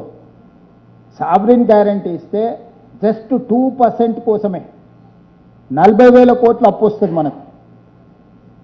ఈ 40,000 కోట్లు 2%. ఇవాళ ఎలాంటి వాళ్ళు కానీ లేకపోతే మనం కానీ 9-10% రేట్ ఆఫ్ ఇంట్రెస్ట్లో తెచ్చుకున్నాం. ప్లస్ 10 ఏళ్ళు మారిటోరియం ఉంటుంది. జస్ట్ ఇంట్రెస్ట్ కడితే చాలు, అసలు కట్టాల్సిన పని లేదు. ఈ లోపల ఈ మెట్రో విస్తరించడమే కాకుండా ప్రాఫిట్ మేకింగ్ బిజినెస్గా మారుతుంది. ఈరోజు మెట్రోని విస్తరించడం వల్ల ఆ ఏరియాలో వచ్చే రియల్ ఎస్టేట్ డెవలప్మెంట్ని మనం ఇంపాక్ట్ ఫీజు కింద కొంత మనం ఫీజు కలెక్ట్ చేసుకొని వాళ్ళకు వచ్చే లాభంలో కొంత మనం ఫీజు కలెక్ట్ చేసుకుంటే రెవెన్యూ రిసోర్సెస్ని మనం ఇంప్రూవ్ చేసుకోవచ్చు. ప్లస్ కొన్ని పబ్లిక్ ప్రైవేట్ పార్ట్నర్షిప్లో కూడా కొంతమంది ఏరియాస్ డెవలప్ చేయడానికి ముందుకు వస్తున్నారు, ఇన్వెస్ట్మెంట్ చేయడానికి. ఇప్పుడు ఎంఆర్ ప్రాపర్టీస్ ఇష్యూ ఉంది. బోల్డర్ హిల్స్ 20 ఏళ్ళ నుంచి అది ఒక చిక్కుముళ్ళ కింద పడిపోయింది. ఇప్పుడు మేము చీఫ్ సెక్రటరీ వీళ్ళందరూ ఒక కమిటీని కాన్స్టిట్యూట్ చేసినాం. ఎంఆర్ ప్రాపర్టీస్తోని మనం సమస్యను పరిష్కరించుకుంటే మనకు చాలా వరకు నిధులు రావడానికి అవకాశం ఉంది. ఇట్లాంటివి కొన్ని దీర్ఘకాలికమైన సమస్యలను పరిష్కరించుకోవడం ద్వారా రిసోర్స్ మొబిలైజ్ చేసుకొని ఈ డెవలప్మెంట్ యాక్టివిటీస్ని వేగంగా పెంచుకోవాలని అనుకుంటున్నాం. దాని మీద పూర్తి స్థాయిలో ఎక్స్పర్ట్స్ని అపాయింట్ చేసుకున్నాం. కన్సల్టెంట్స్ ఉన్నారు, ఓన్లీ గవర్నమెంట్ అధికారులే కాకుండా ప్రతి దాంట్లో ఒక ఎక్స్పర్ట్స్ కమిటీని అపాయింట్ చేస్తున్నాం. ఎక్స్పర్ట్స్ కన్సల్టెంట్స్ని పెట్టుకొని ముందుకు వెళ్తున్నాము. మార్చి 31 లోపల 99% ఈ ఫైనాన్షియల్ ఇయర్ కంక్లూడ్ అయ్యే లోపల ద బెస్ట్ పాలసీస్ తీసుకొచ్చి అసెంబ్లీలో పెట్టి చర్చించి సోషల్ ఇష్యూస్ అడ్రస్ చేసినాం. అది వర్గీకరణ కావచ్చు, కులగణన కావచ్చు, ఇతర ఇష్యూస్. ఇప్పుడు ఫైనాన్షియల్ ఇష్యూస్ మీద ఫోకస్ పెట్టినాం. పాలసీస్తో పాటు ఫైనాన్షియల్ రిసోర్సెస్ ఎట్లా చేయాలనో మార్చి 31 లోపల బడ్జెట్ సెషన్స్లో ఒక ట్రాన్స్పరెంట్ పాలసీ డాక్యుమెంట్ తీసుకొచ్చి హౌస్లో పెడతాం. How government is going to mobilise resources, how government is going to take up all these development programmes అనేదాన్ని కంప్లీట్గా బడ్జెట్ సెషన్స్లో ఓపెన్ డిబేట్ పెడతాం. అప్పుడు 10 ఏళ్ళ అనుభవం ఉన్న వాళ్ళు ఎవరెవరు ఏమేమి సలహాలు చెప్తారో వాళ్ళందరి సలహాలు అడుగుతాము. మేము ఓపెన్ మైండ్తో ఉన్నాం. అన్నీ నాకు తెలుసా. నేను ఎప్పుడన్నాను 80,000 పుస్తకాలు నేను చదవలేదు. ఏదో పెద్దపాల శిక్ష చదువుకున్నా, తెలుగు మీడియంలో చదువుకున్నా, డిగ్రీ వరకు చదువుకున్నా. ఇంతనే నేను చదువుకున్న చదువు రోజు మీ పేపర్లన్నీ చదువుతా.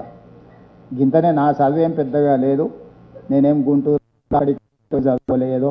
కొండారెడ్డిపల్లె జెడ్పిహెచ్ఎస్లో చదువుకున్నా, వనపర్తిలో చదువుకున్నా, తర్వాత హైదరాబాద్లో చదువుకున్నా, తర్వాత జీవితం చదువుకున్నా మీ అందరితో కలిసి. గింతనే 80,000 పుస్తకాలు చదువుడు, గుంటూరుకు పోయి చదువుడు, గుడివాడల భీమవరంలో వ్యాపారాలు చేసుడు, ఇవన్నీ ఏంటి నేను చేయలేదు. ఎవరు చెప్పినా వినే ఓపుకుంది నాకు.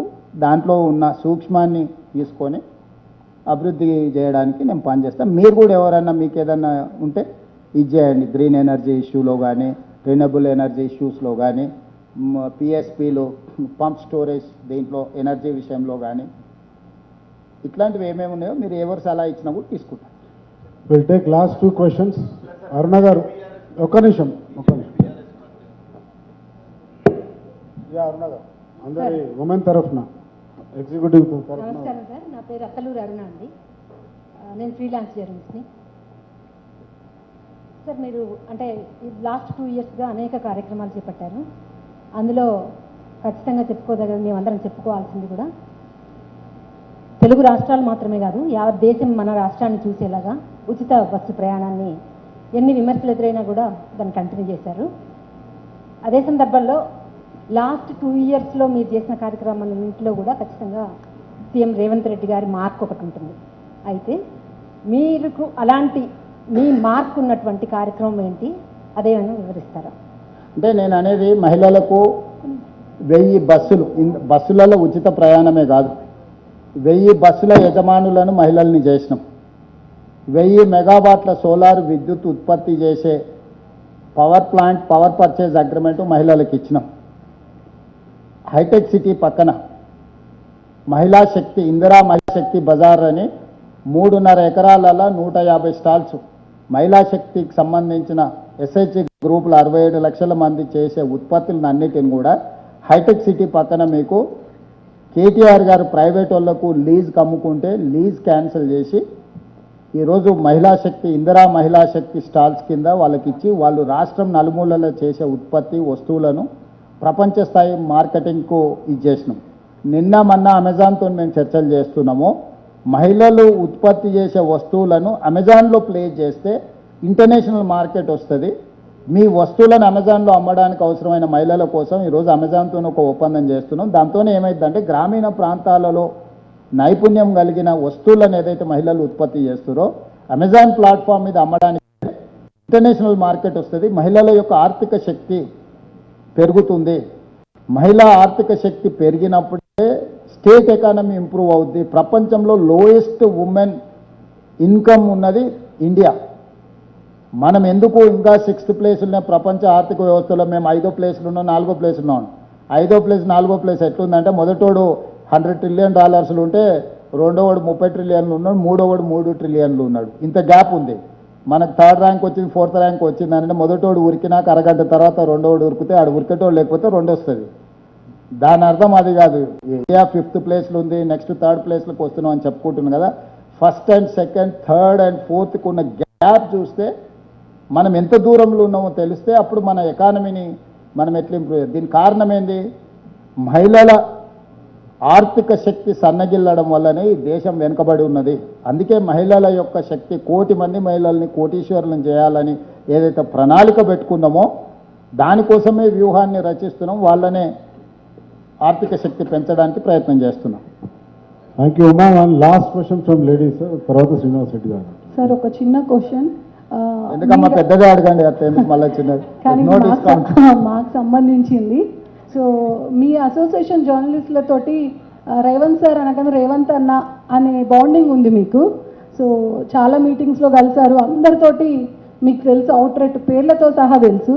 ఒక చిన్న రిక్వెస్ట్ సార్, లక్ష్యం లేదే ఈరోజు బతికే పరిస్థితి లేదు మార్కెట్లో. కిరాయిలు కానీ ఏవైనా కానీ హెల్త్ పరంగా మీరు ముందుండి జర్నలిస్టుల విషయంలో ఎంత ఆలోచిస్తున్నారో, ఈ స్కూల్స్ మీరు అన్నట్టు వెల్ఫేర్ రిలేటెడ్ స్కూల్స్ అనేవి ఒక వ్యాపారం అయిపోయినాయి.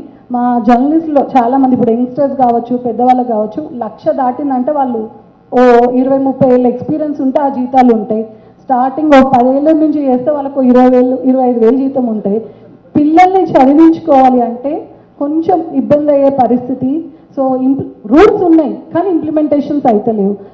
స్కూల్స్లో, ఎడ్యుకేషన్స్లో 50% కన్సెషన్ ఇచ్చిన మా జర్నలిస్టుల పిల్లలకి. సో అది మీ బ్లెస్సింగ్స్. ఇప్పుడు ఫీజు రియంబర్స్మెంట్లో మీ పిల్లలకు కూడా ఉపయోగం ఉంటుంది. నా సూచన ఏంటంటే యంగ్ ఇండియా పోలీస్ స్కూల్ ఏదైతే స్టార్ట్ చేసిందో చాలా తక్కువ ఫీజులతోని బెస్ట్ క్వాలిటీ ఎడ్యుకేషన్ ఇస్తున్నామో మీరు రిప్రజెంట్ చేయండి. నేను వాళ్ళతో మాట్లాడి, ఎందుకంటే స్ట్రైట్ 50% డైరెక్ట్గా మనం పోలీస్ పిల్లలకి ఇస్తున్నాం, మిగతా 50% మిగతా అందరికి ఇస్తున్నాం.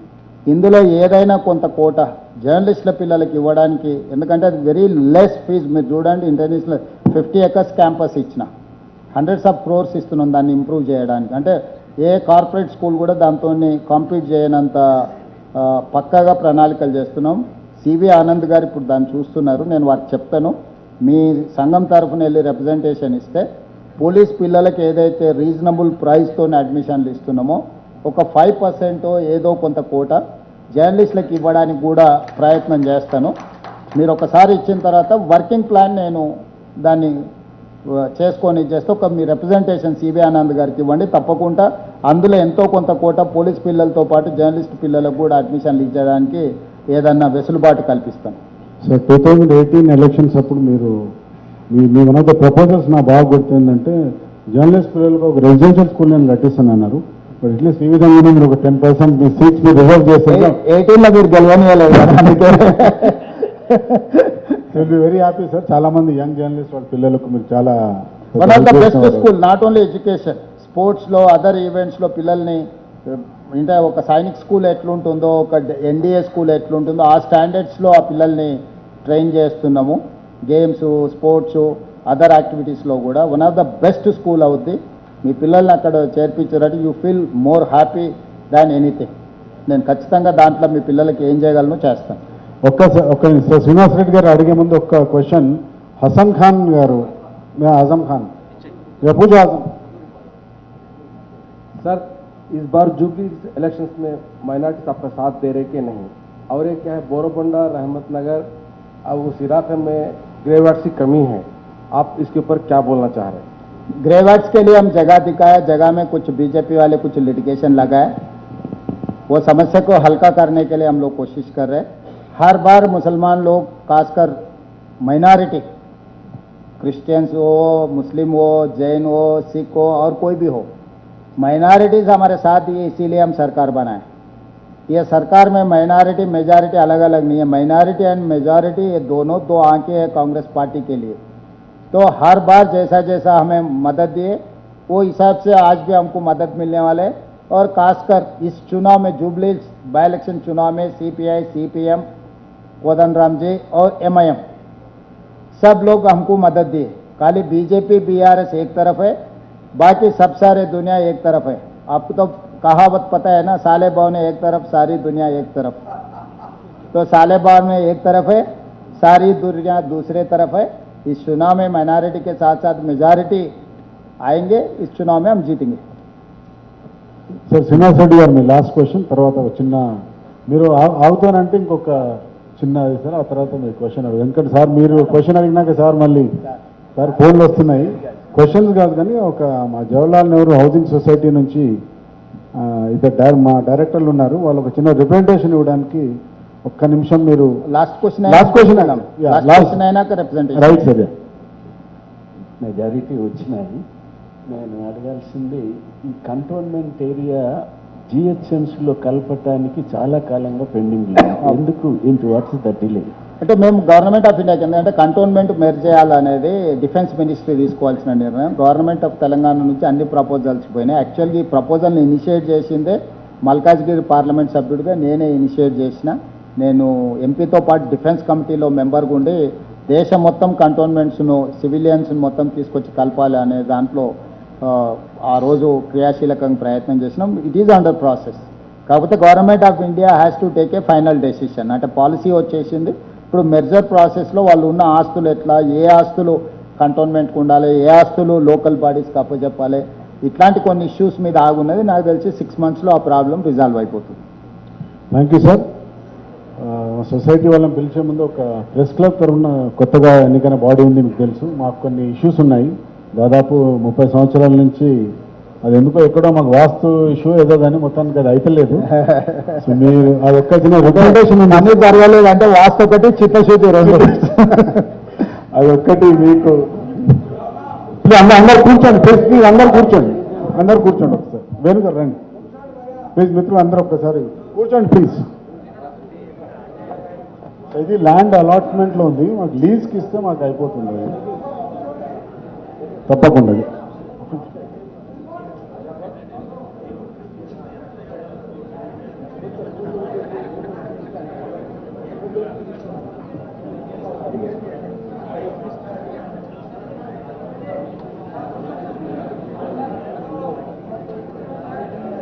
సరే, ఇది మాకు ల్యాండ్ చంద్రబాబు నాయుడు గారు ఇచ్చారు,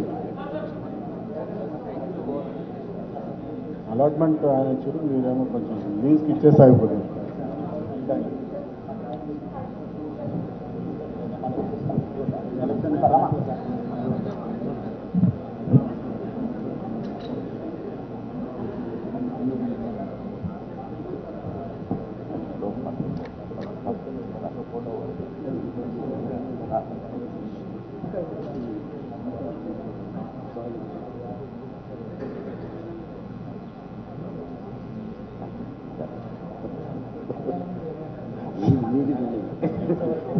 థ్యాంక్ యూ.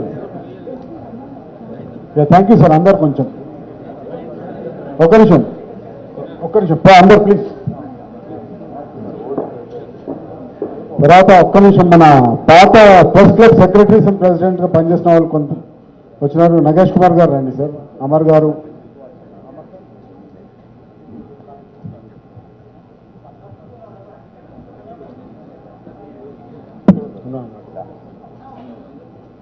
సార్ మా పాత సెక్రటరీస్ ప్రెసిడెంట్ సార్ అందరూ.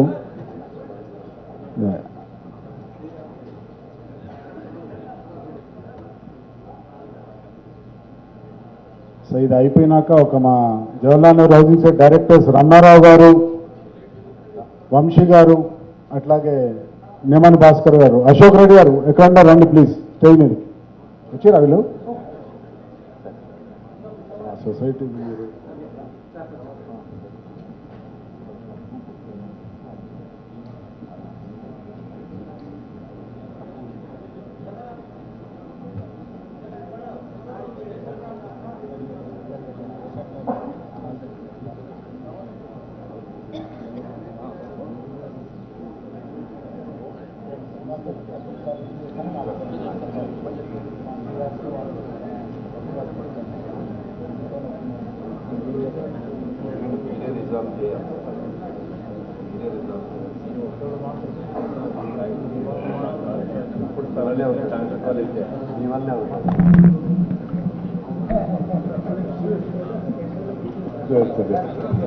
Thank you sir. ఒక్క నిమిషం మిత్రులారా, మన సెక్రటరీ రమేష్ గారు ఓట్ ఆఫ్ థ్యాంక్స్ చెప్తారు. సార్, రాష్ట్ర అభివృద్ధిలో ఆర్నిషను శ్రమిస్తూ తీరిక లేని షెడ్యూల్లో కూడా మా ఆహ్వానాన్ని మన్నించి మీడియా ప్రెస్ ఇచ్చేసి దీన్ని విజయవంతం చేసినందుకు మీకు కృతజ్ఞతలు సార్. మీడియా మిత్రులందరికీ కూడా చాలా చాలా థ్యాంక్స్.